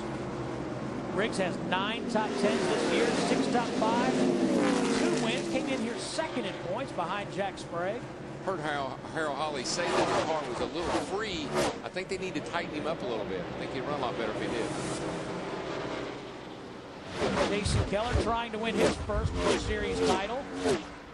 Comes in here 3rd in points. And see, when you start off at the, at 7 o'clock, the sunshine, it's still pretty warm out here, and the track's got the sunshine on. A crew chief, a really sharp guy, he's hesitant to make any real sudden changes on his car. He kind of wants to see what the track's going to be like now before he starts jacking around, or else he'll get it jacked out of shape. You have to undo a lot of the things that you've already done. So I think that's maybe the case with Riggs. Get another caution here, make another pit stop. He might be in good shape. Jason Keller's never won here at Nashville. Oop, there's that closing rate again. Sprague on the 77 of Brad Teague. I mean, Sprague is just so fast right now. And his car is catching these lap cars, these back markers in a hurry. See there, Sprague's finished 2nd twice this year. Still trying to pick up that first win. Let's go to Jeff Hammond. Steve, you've been talking about Jack Sprague, the leader. He called in and said his car is just a little bit tight center off. But his crew chief, Dennis Connor, said, buddy, don't worry about it. You're driving away from him. Just keep doing what you're doing. I hate to think, Darrell, if they got that thing just perfect, how fast he could be tonight. Yeah, I agree with you, Jeff. But you know how I always was. I can drive a tight race car. I can get a lot more out of a tight race car than I can one that's all loosened up and free and about to spin out all the time. In the gas is always better than having to wait on it. If you can, if you're cranking it left and you got the throttle down there to work with, that's when you're going to get the most out of your race car. Hey, Darrell, we're on board with Jason Keller. I mentioned a minute ago that he's never won here at Nashville. We should mention that the winner gets a cool Gibson guitar. Yeah. And that was Bob Harmon's idea. Oh, yeah, the guitars are great. I got me 1 or 2 of them, and I'm proud of every one of them. It's it's kind of like winning a grandfather clock at Martinsville. It's a great trophy, and it symbolizes, a great night of racing. On board with Kenny Wallace. He's been in the top 10 all night, currently 9th.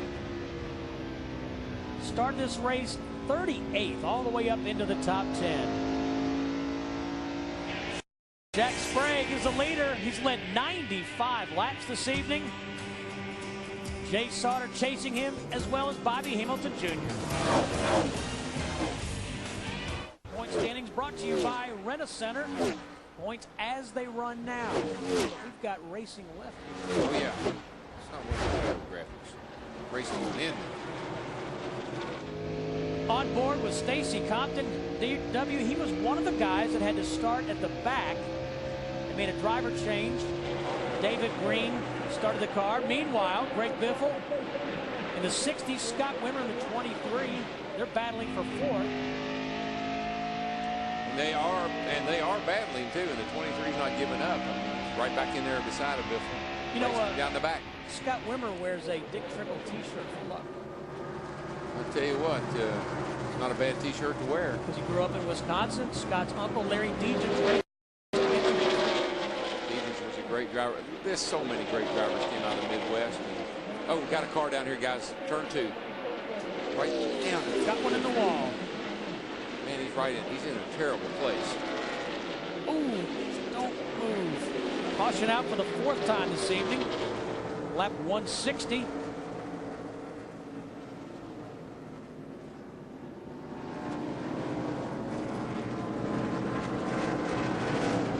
Dan Pardis in the 32. Into the wall in turn 2. Window net down. You see Pardis putting the steering wheel up on the dash. Window net is the sign that the driver's okay. Got a lot of left side damage, so the car went hard into the outside wall with the left side of it. Got that window net down. It's a great sign. He flattened the left side, Darrell. Sure did. It got in that wall hard, and mostly all down the left side of the car. Got, you know, these drivers now have so many. They got the Hans device or the Hutchins device, and they got leg supports and the big headrest on the seats. There's this Hans device, just fell off on the ground right there. And you know, with all that stuff on the driver, if he has to get out in a hurry, he'll figure out a way. But nonetheless, it still takes a little bit more time to get out than he used to. Pardis okay out of the race car.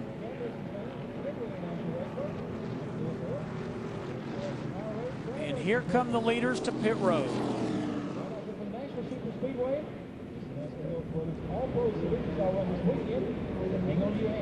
21 car was closing up on Jack Sprague. How about it, Jeffrey? All right, Darrell, what they're looking to do is make a little bit of an adjustment, try to make him a little bit faster. Jack Sprague brings it in. They're looking to go about a half a round down in the right rear, try to make his car rotate better off the corner. Matt? Well, Jeff, on the bottom of your screen, the Marines car, Bobby Hamilton Jr. comes to a stop.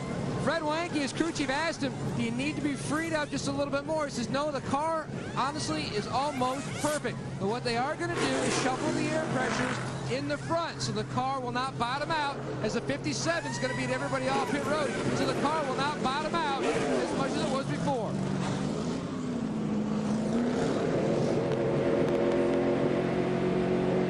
That could be the last pit stop of the night if we stay green. I would expect so. I think most of these guys can make it from here.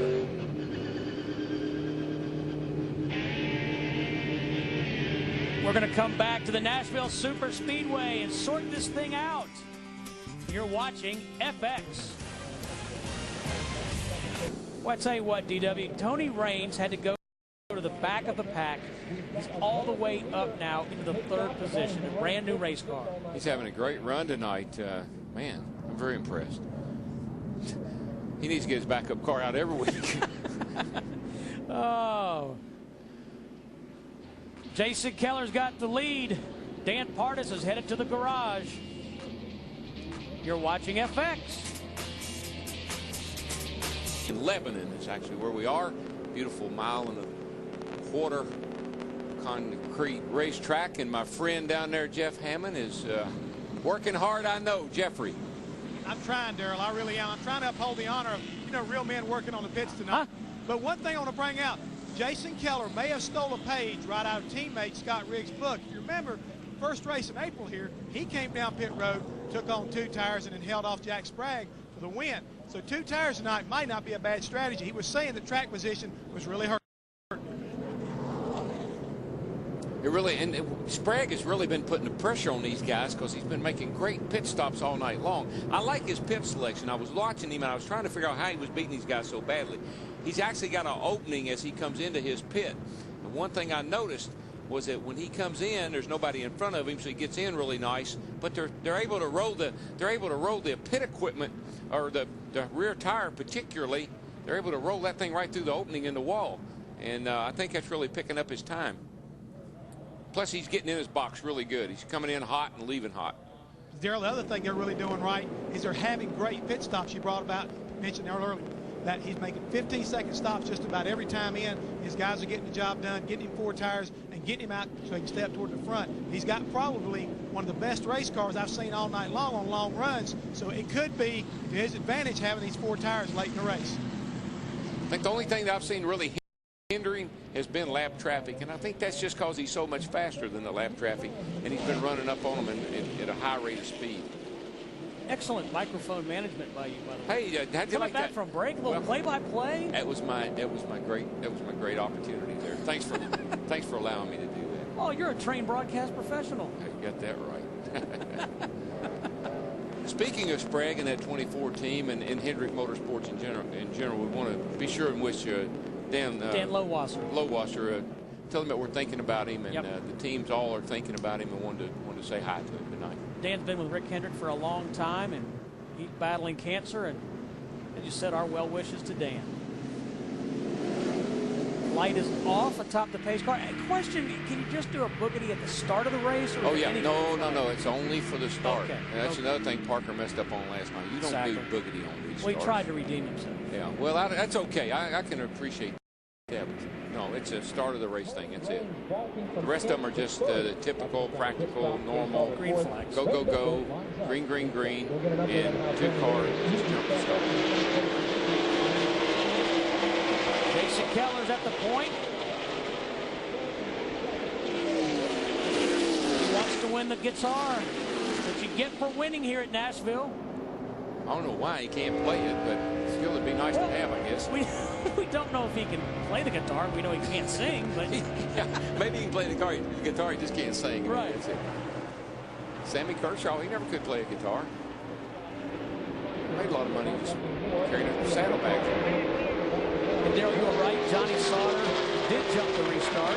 Afraid so.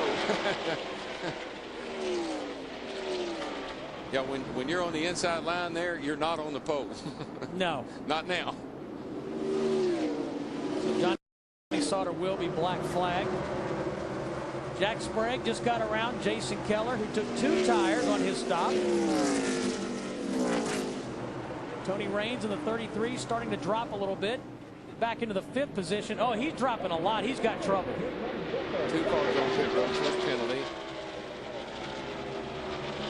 And Kerry Earnhardt has also been black flagged for jumping the restart. Raines finally makes it to pit road.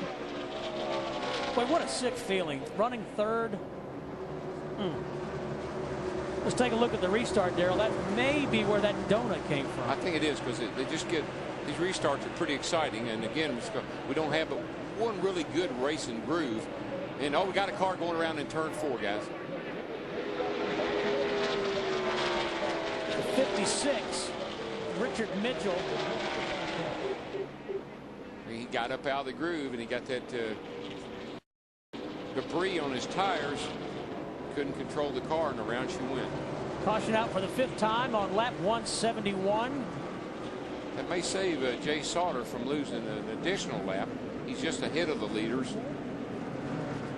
So that worked out pretty good for him. Johnny Sauter. Too many Sauters out there. Whoever, one of those Sauter boys in that 2 car. You know there's 11 Sauters altogether. I know there's a lot of them. I know there's about 5. It seems like, how many Sauters are racing tonight? There's 3 tonight. And 3 there may tonight. Be 5 at Milwaukee. Let's take a look at that restart, Darrell. May have been the cause of Tony Raines' problems. There's Tony in the middle.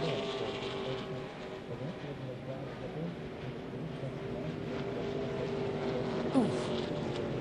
The 60 may have just gotten into it. It may have, but I think he may have just gotten up in the loose stuff. His car goes in hard on the outside here. I watched him. Around she goes. Richard Mitchell in the 56 brings out the caution for the 5th time this evening. How about if in the future I just talk about Sauter? Then you're covered. Okay. Because, I mean, I got that part right. You know, you got to give me credit for that. I didn't say I didn't give you credit. No contact was made with another machine. Just slid out wide, hit the wall. He was able. We took a look at Tony Raines just a second ago. Now on the restart, there's the 21 into the Oh, yeah. There's where his problem started, right there. That was the demise of that right rear tire for Tony Raines. He rubbed the Goodyear right off of him.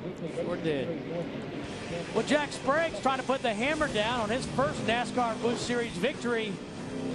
We'll find out if he can do it. Coming up. I'm sure he's racing somewhere up there in Pennsylvania. Both races here at Nashville have been won by a first-time winner, Greg Biffle and Scott Riggs. Jack Sprague could be the third. We've got about 50 laps to go to find out if Jack Sprague can win his very first NASCAR Busch Series victory. We're at the Nashville Superspeedway. Able to hang with Sprague this time. Last time Sprague just shot out there and got him a huge lead, and there's Biffle right there as well. So you can tell that the end is drawing near. Yes. The intensity. Do you feel the intensity picking up? It's up a notch or two. Ratchet it up, so to speak. Yes, it is. We can't let him get away this time like he did last time. We can't let Sprague get away from him this time. We got to stay with him, put some heat on him. And Hammond mentioned a minute ago that Scott Riggs took 2 tires and 1 here, but ooh, it's not working for Jesse Keller right now. Boy, Biffle really did drive it in off of turn 4 there. Made the pass. Let's go down to Matt Yoka. Matt. Well, guys, you've really seen that 60-car come to life. Randy Goss called for an air pressure adjustment on that last stop. The car was tight. Went down 1 pound in the left rear, up a ½ pound on the right rear. But Greg did say they needed to make a mental note. He feels like they didn't have the right gear selection. Needs more gear. Thanks, Matt. And you know, Daryl, that what race fans are always asking me, ½ pound. How can a ½ pound make that big a difference? Well, it changes the spring rate, basically. A tire's basically just like a spring, and that's about, that'd be like changing your right rear spring about 25 pounds, or your right front spring, whichever one you'll be working on. Scott Wimmer, DW, in that 23. He's battling with Jay Sauter. Got some battles going on everywhere right now. I think, like I said, everybody realizes the end is drawing near, and everybody's kind of got a car around there. It's the 26. Ron Hornaday. Hornaday. I think he's going to. Boy, he kissed it right at the end. Seems like you get up out of the groove at all, man. You just can't control the car, and around she goes. Caution out for the 6th time. Ron Hornaday. If anybody's got a shot at getting a lap back here or not. I think McMurray's trying, but I don't think he's too far back. Unless everybody stops and lets him go. Here he comes, here he comes, here he comes. Come on, come on. Oh. Well, what happened there, Sprague slowed down for McMurray, but then Biffle said, whoa, guess what? You slow down, I go by. That's right. Like I said, we're at the end of the race. We're getting very near to the end of the race. There's no time to be playing games. Compton in the 59. Hornaday just gets loose, and Larry Foyt gets by him on the bottom. Just gets up out of the groove just ever so slightly. And that's why I was telling you, Steve, about a car. I don't want to have a loose race car, because you get up out of the groove and you get the back end just hanging out a little bit on this concrete, she'll snap around on you in a heartbeat. Hornaday comes to pit road. Fred Wanke, in fact, told me that at Dover, that you taught him that. Oh, yeah. Don't get me loose. Don't get me loose. I'm telling you, you can't drive a loose car. I don't care who you are. Let's check in with Jeff Hammond. Steve, Daryl, just before that last restart, Dennis Conner called out there to Jack Sprague and said, buddy, stay focused, clean your tires off, and guess what? I will pay for a year's worth of guitar lessons if you win this race. owner Rick Hendrick called back and said, hey, if you guys can do that right there, I guarantee you, Jack and Dennis, y'all will make great country western singers. And if they can do it, Daryl, this is what they're gunning for. A Sam Bass original right there. And I'm sure, buddy, you got a lot of guitars, but I guarantee they don't look like this one. No, I don't have one that looks quite like that. I may take one of my old ones and see if I can get Sam to fix it that way for me. Sam tricked it up. Yeah, hey, where's it? Is that a flame? No flames. No flames. Wait a minute, look down there. Yeah, that's kind of a flame. We'll be right That's back. a flame out. Jack Sprague has led 3 times this evening for 120 laps. He is your leader. Completed 184 of 225 laps. He wants to seal that deal, DW. Yes, he does. And of course, this is when it's, it's when it gets tough. Everybody's after you now. They've seen what Sprague has. He's kind of showed everybody what he's got, what kind of lap times he could run. And some of these other teams maybe have been able to make their cars better and can get up there and get after him, particularly that 60 car. Pace car is off. Jack Sprague's going to lead him down to the green.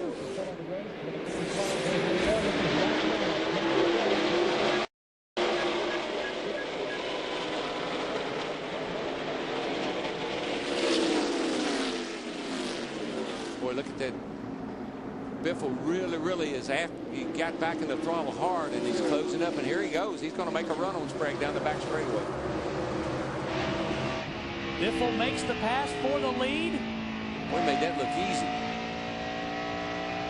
Right down the backstretch into 3, made the pass, has the lead. It's almost like whatever they did with Sprague's car this last time in, this particular set of tires, or some adjustment they made on that car. That car's not as happy as it was a few laps ago. Biffle trying to win his 2nd race in a row. Won at Dover a week ago. The other thing, Darrell, and you mentioned it too, he wants back in the points race. He's 155 behind Sprague coming into this evening. Well, there's no better way to get back in it than to win races. That's how you get back in it. That's a win-win. Biffle led 133 laps here a year ago and won the race, his first Busch Series victory. He's gone on to win 5 more races. Steve, just to give you an idea, again, on that, got trouble over turn 2 over there. Tony Raines in the 33. Boy, no caution. I think they'll have to, he's down on the inside there. I don't know if he's going to be able to get going or not. He's got it back on there. He's going. Boy, the 10 car's off the pace now. Trouble with the 10 car going down the front straightaway here. Yep, Rick slowed on the front stretch. That looks like something. Oh, looks like a tire maybe. Saw him wobbling a little bit there. Let's go to Matt. Matt. Steve, he came on the radio. He feels like he has a right rear tire going down. This is going to be costly for track position. Currently in the 10th position, trying to win, sweep the races here in 2002 in Nashville, trying to win another one. And that could hurt him in the points as well. Just 36 laps to go. Riggs came in here 2nd. Yeah, and that happened at the worst possible place. He's coming down the front here, and all of a sudden I saw him slow, so I had to go all the way around the racetrack to get back to pit road. He's definitely going to go 1 lap down. Comes a leader by the line now, and Riggs is just now, he's not even to his pit box yet. Darrell, I just thought of something. Remember early in the race, Matt talked to Randy Goss, the crew chief on the 60. They talked about an alternator problem.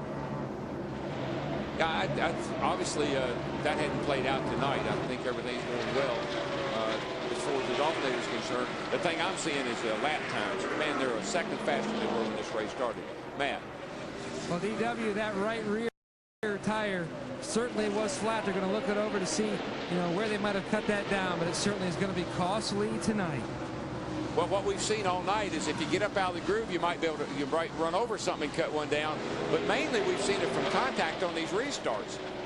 We've seen a lot of cars get together on these restarts and knock the valve stems off or cut a tire down. He only lost 1 lap, but he's about a lap and 3/4 behind now. So, and I wonder, Darrell, I wonder if Raines got a piece of Scott Riggs there. Something may have happened on that restart, because we've seen that a number of times tonight where guys have gotten together coming down here on these restarts and rubbing against each other and cutting tires. I swear it looked like the 10 just got nicked by the might have. Hank Parker Jr. in the 36. He's had a good night. Kenny Wallace just got by him. That was a battle for 7th. Kenny Wallace is looking for more shelf space for his product. Get up there in front of the GNC car and show him, hey, put this up on the shelf. How about it, Matt? Well, DW, I quickly looked at the tire that came off Scott Riggs. Both valve stems are there, but there is considerable amount of blue paint on the sidewall, and also you can see where the rim is scratched as well, so you might indeed be right. Contact could have caused this flag. Yeah, I think Steve caught that. That was a good catch on your part, Steve, on the 33 car and the 10 getting together. Yep, that blue paint would have come off the 33. Tony Raines.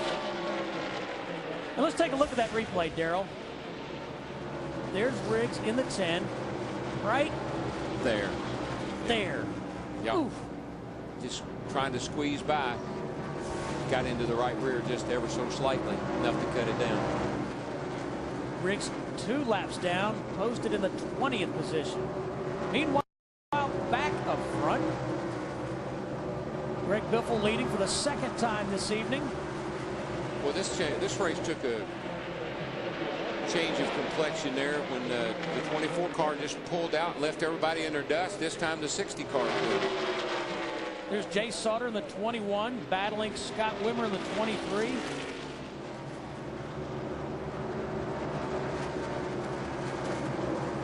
Sauter running 5th. The 23 car, there he is again tonight. Right up there. Running in the 6th spot, Wimmer is, and working on Jay Sauter here. Boy, Wimmer had to go high around Tony Raines. Yeah, right. Sauter. Whoo. You know, it is hard to drive a wounded race car. It's hard to drive a slow race car, period, on a track when the cars are going this fast. And they run up on you so quickly, and you never are sure which way to go.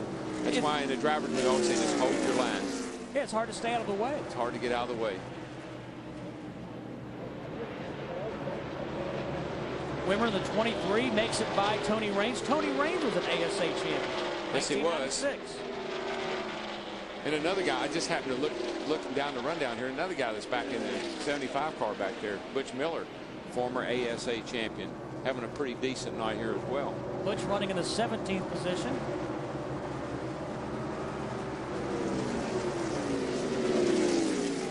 Kenny Wallace in the 48. He's 7th. Kenny had a problem qualifying. He told me that when he was qualifying, he just didn't. The car wouldn't go, and when they went out for happy hour, the engine blew up. So he said apparently the engine was going south on him when he qualified, and then that's why he had to start in the back. They had to change engines. And there you see the serial scoring start at 38 because of that engine change. Change the motor, you have to go to the rear of the field. He's always, you know, Kenny's always facing. DW, people were beating me I never heard of. He said, I knew something had to be wrong. I got a problem, I just don't know what it is. But like all good crew chiefs, we'll fix it. There you go. There's Butch Miller. There's Butch. He's having a really good night here, just kind of quietly minding his own business, and he's running the 17th spot right now. Actually, he's moved up a spot. He's in 16th. Got by Kevin LePage in that 37 car. You know, Daryl, you were talking about the ASA series, the American Speed Association. It's a Midwest-based series. And you said it earlier, those guys work on their race cars. Mark Martin won 4 championships there. Rusty Wallace raced there. They build race cars. Yeah, and the leader of that whole pack, you always think about Bobby Allison kind of being the leader of the Alabama gang. Dick Trickle was the leader of that whole crowd, and he was kind of like the godfather to all those guys. And we've got a battle for the lead shaping up. Here comes Jack Sprague. 25 laps to go, Daryl. Yep.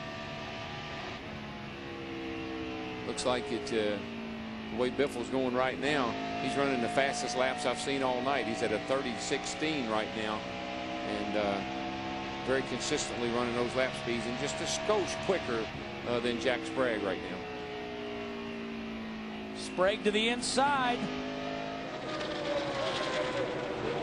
There you go. You get a nice low line off of turn 4 there. If you can get a guy pushed up a little bit, you can get that nose under him, and then you got to hold it in there all the way down here. Whoa, Biffle does not want to give up the lead, but he's going to pay the price. Drive it in hard. but you can't keep it. You just can't keep the car down. Opens the door for Sprague to get the run down the back. Biffle will fight back on the outside. No, he thinks better of it. And Biffle lost momentum just for a second. Oh, got a car around again right here in front of him. That's Scott Riggs again? It looks like Riggs. Yeah, it's hard to tell from here, but I'm pretty sure that's Riggs. Caution is out. It is Scott Riggs. I think he was trying really, really hard, Riggs was, to stay on the lead lap, or to not lose another lap because the leaders were closing. The car just come around with him. Yellow flag for the 7th time this evening.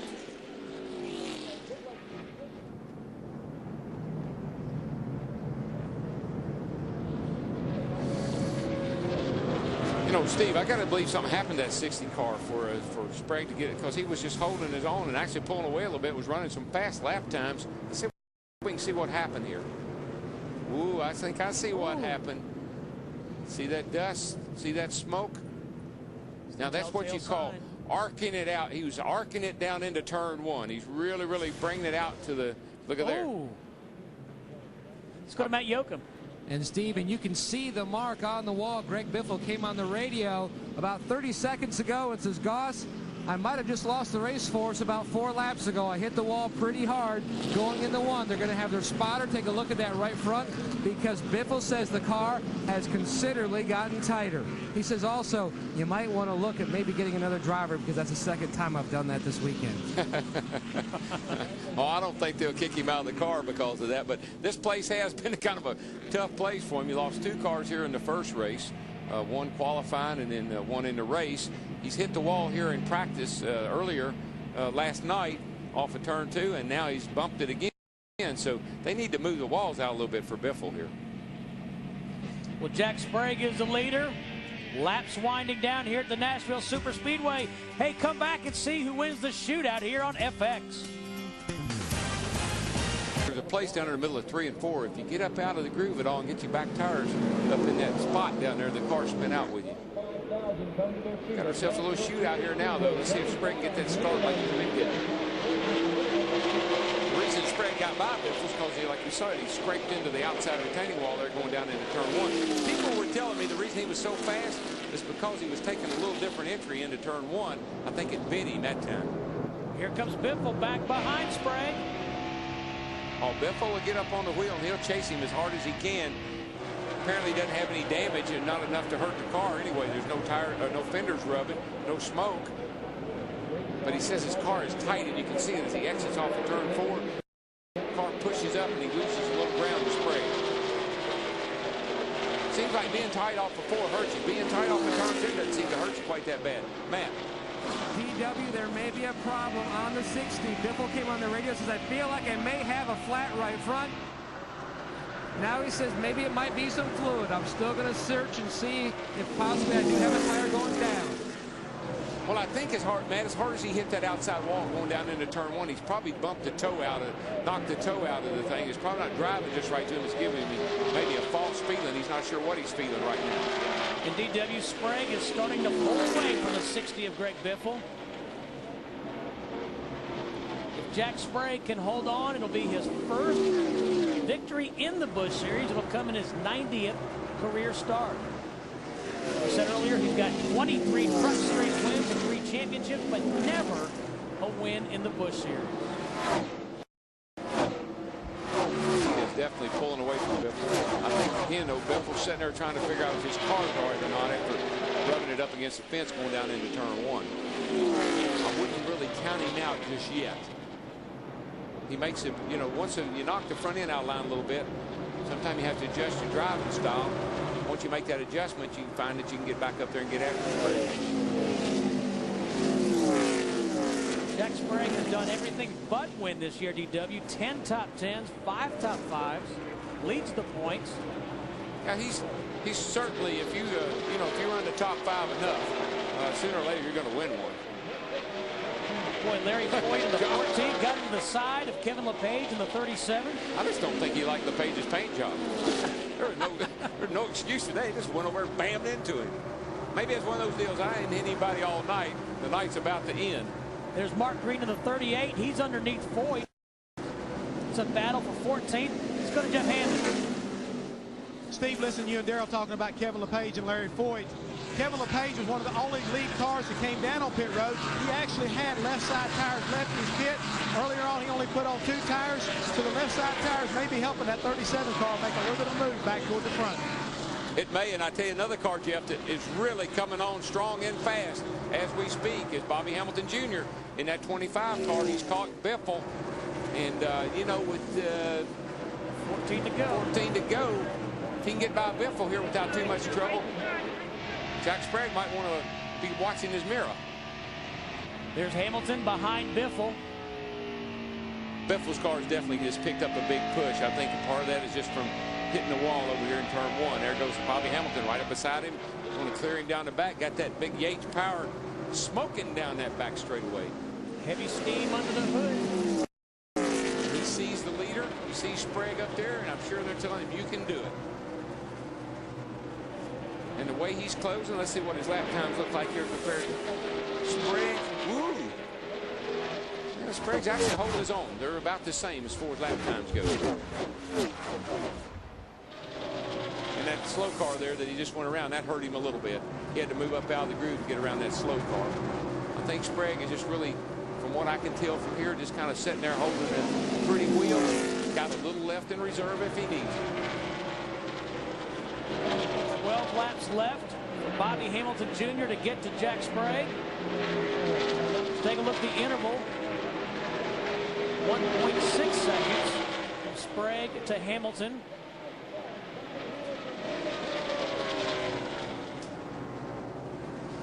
Sprague is he's the fastest car out there right now. Another thing I figured out, I'm gonna get me a red and a black car. And I'm gonna put a 20 number of some nature on it.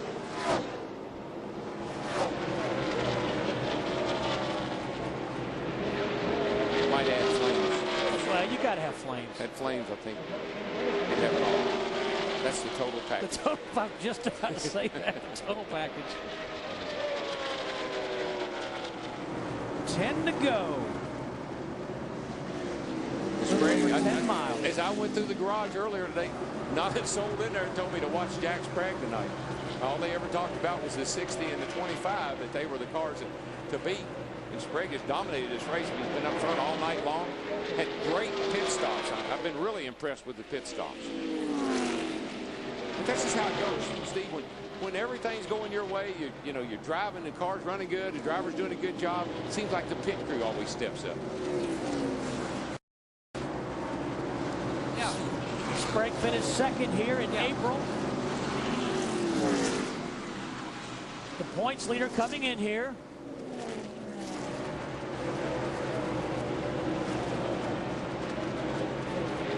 Lisa Smokestad, she's the tire specialist on the 24.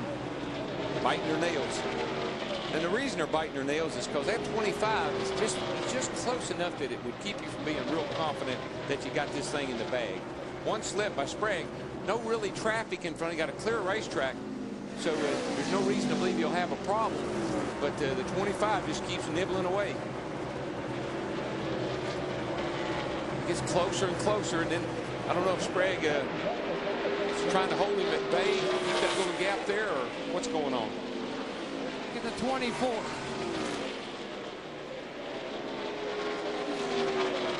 Another great night, though, for that 25 car. And, of course, this will be Sprague's first win. In 90 starts. And like we said earlier on in the telecast, new racetracks, you know, sometimes favor the drivers. It's a clean sheet of paper. Everybody's kind of no real advantage to anyone. We had a graphic earlier that showed Todd Bodine, Stacy Compton, putting the rough side drag. Haven't said that tonight. No, they're fighting for 11th place right there. Slow car is going to cause Stacy to lose the battle. Ooh, splitting. Brad Teague in the 77. Said a minute ago, we saw a graphic earlier. Biffle won here a year ago. Riggs won here earlier. First time winners, both of them. Yeah. Yeah, I just don't think, you know, when you got a new racetrack, there's nobody got a real advantage. Just the teams with the most experience maybe are the ones that end up on top. Just behind the leaders, there's Biffle in third. Yep. Jay Sauter in fourth. He just got his hands full right now. He hurt his car. It's wounded now, and he's just really having to fight hard to hang on to what he's got. And on board with Jason Keller in fifth. Running out of laps, but that's okay with Jack Sprague. Oh, yeah, it's not too bad. This lap traffic's not going to help him any. He got to work through all this. Like I said, the 25 is just close enough to worry you. Gets by the lap car of Tony Raines. Tough night for Raines. It's been up as high as third. Oh, we were bragging on him and his backup car. What a great night he was having. And next thing you know, he spun out over there.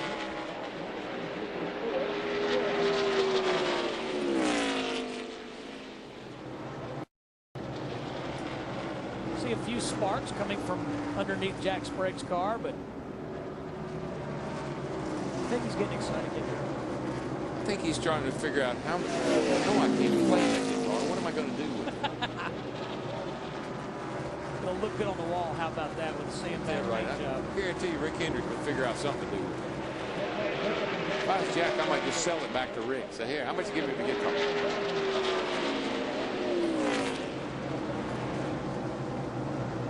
Laps to go for Jack Sprague. Just think about Hendrick Motorsports. I mean, Jack Sprague wins the truck championships, goes in that series and dominates. And they said they're going to run step Ricky and Jack both up to the Busch Series this year. And here Jack is right out here just like he did in the Truck Series, on his way to his first victory and leading the championship. Piece of cake. White flag for Jack Sprague.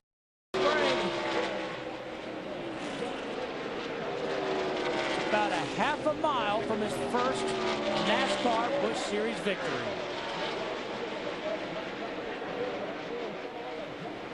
Down into turn 3 he goes. Been right there all night long. Had a very consistent race car, a very dominant race car. And here he comes to take the checkered flag here in the Nashville Superspeedway.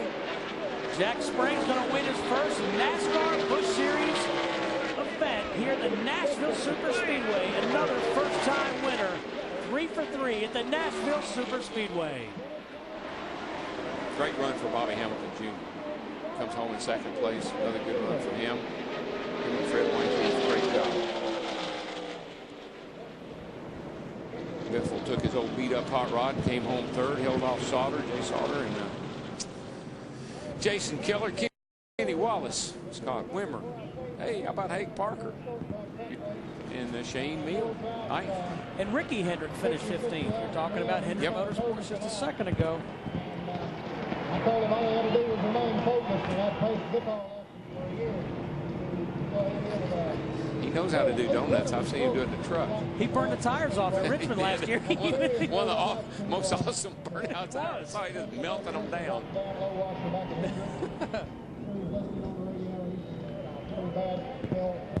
Well, Jack Sprague's going to find his way to victory lane. And when he gets there, after he's done cutting the grass, it's a weed eater. We'll talk to him. We'll be right back.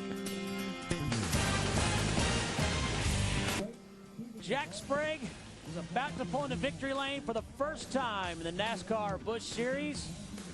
Taking a look at our unofficial results. I know what song you can play. What? Someday you'll be fast like me. White yoke 'em, baby. I'd be cranking down on her right now. Or you could sing Toby Keith, How Do You Like Me Now? Ooh, or I want to talk about me. And the hits just keep coming. Larry Foyt, the last car on the lead lap.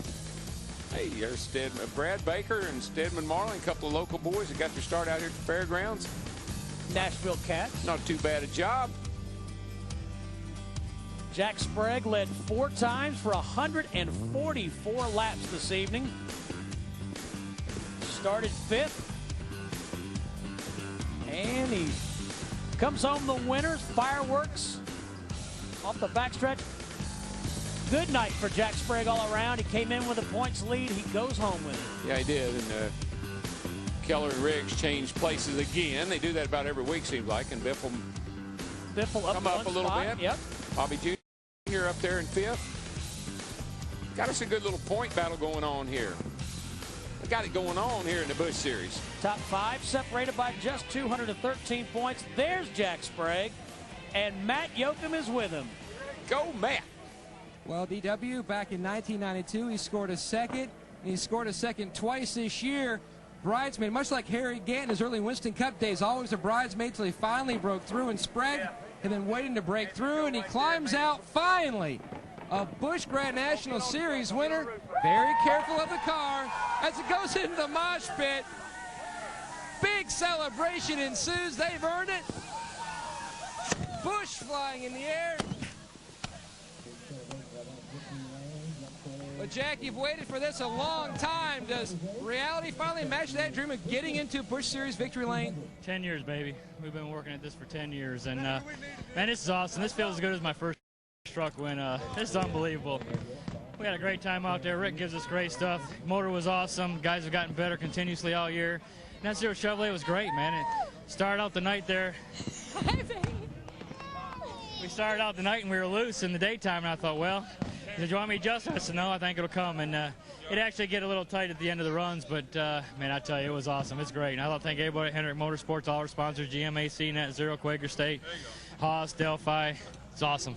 Now, you won a Les Paul Gibson guitar in the trucks at the old fairgrounds. How special is it to win one here at the new track? This sucker's got flames. This is a bad one. I tell you what, I wanted that guitar bad when I saw it in the drivers' meeting. You know, this team's wanted to win bad. I mean, we've been close. We could have won Texas here in the spring. Man, we just, you know, the newspapers were starting to say we're doing everything right except winning, but now we won a race. So maybe they'll get off me a little bit, but, man, this team's awesome. War Emblem couldn't make the Triple Crown today at the Belmont, but Jack Sprague makes it 3 straight for first-time winners here at Nashville. To Jeff. I'm here with my second-place finisher, Bobby Hamilton. And, Bobby, you're a little bit upset, man. What's wrong?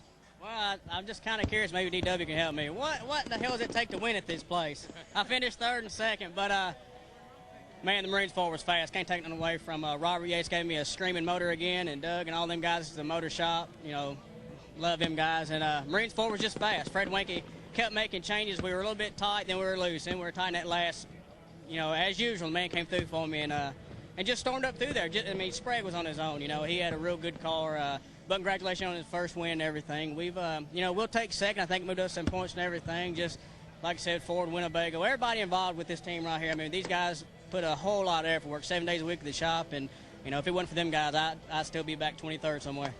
Well, Bobby, just guess what? You moved up to 5th in points, so second place and 5th in points is not too bad this early on. No, at least I can go home and sleep about it. I might go home and kick a cat or something, but I'll get over it.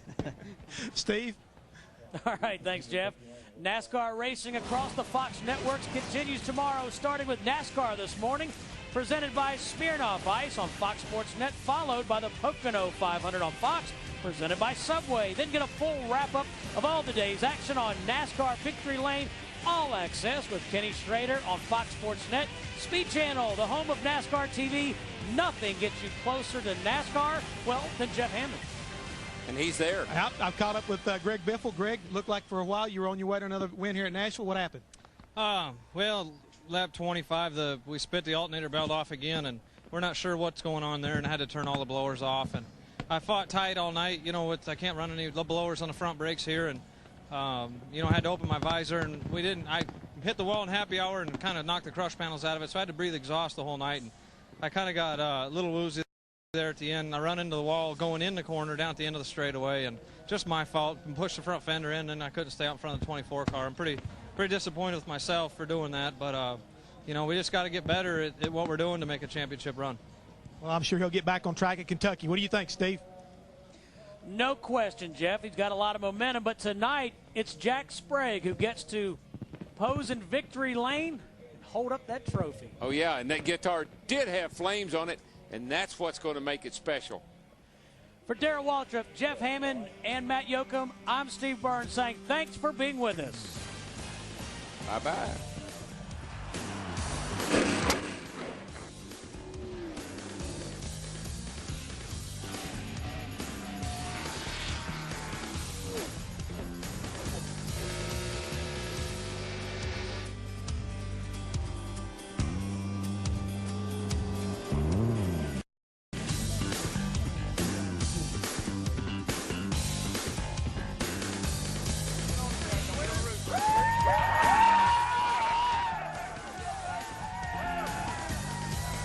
This copyrighted telecast may not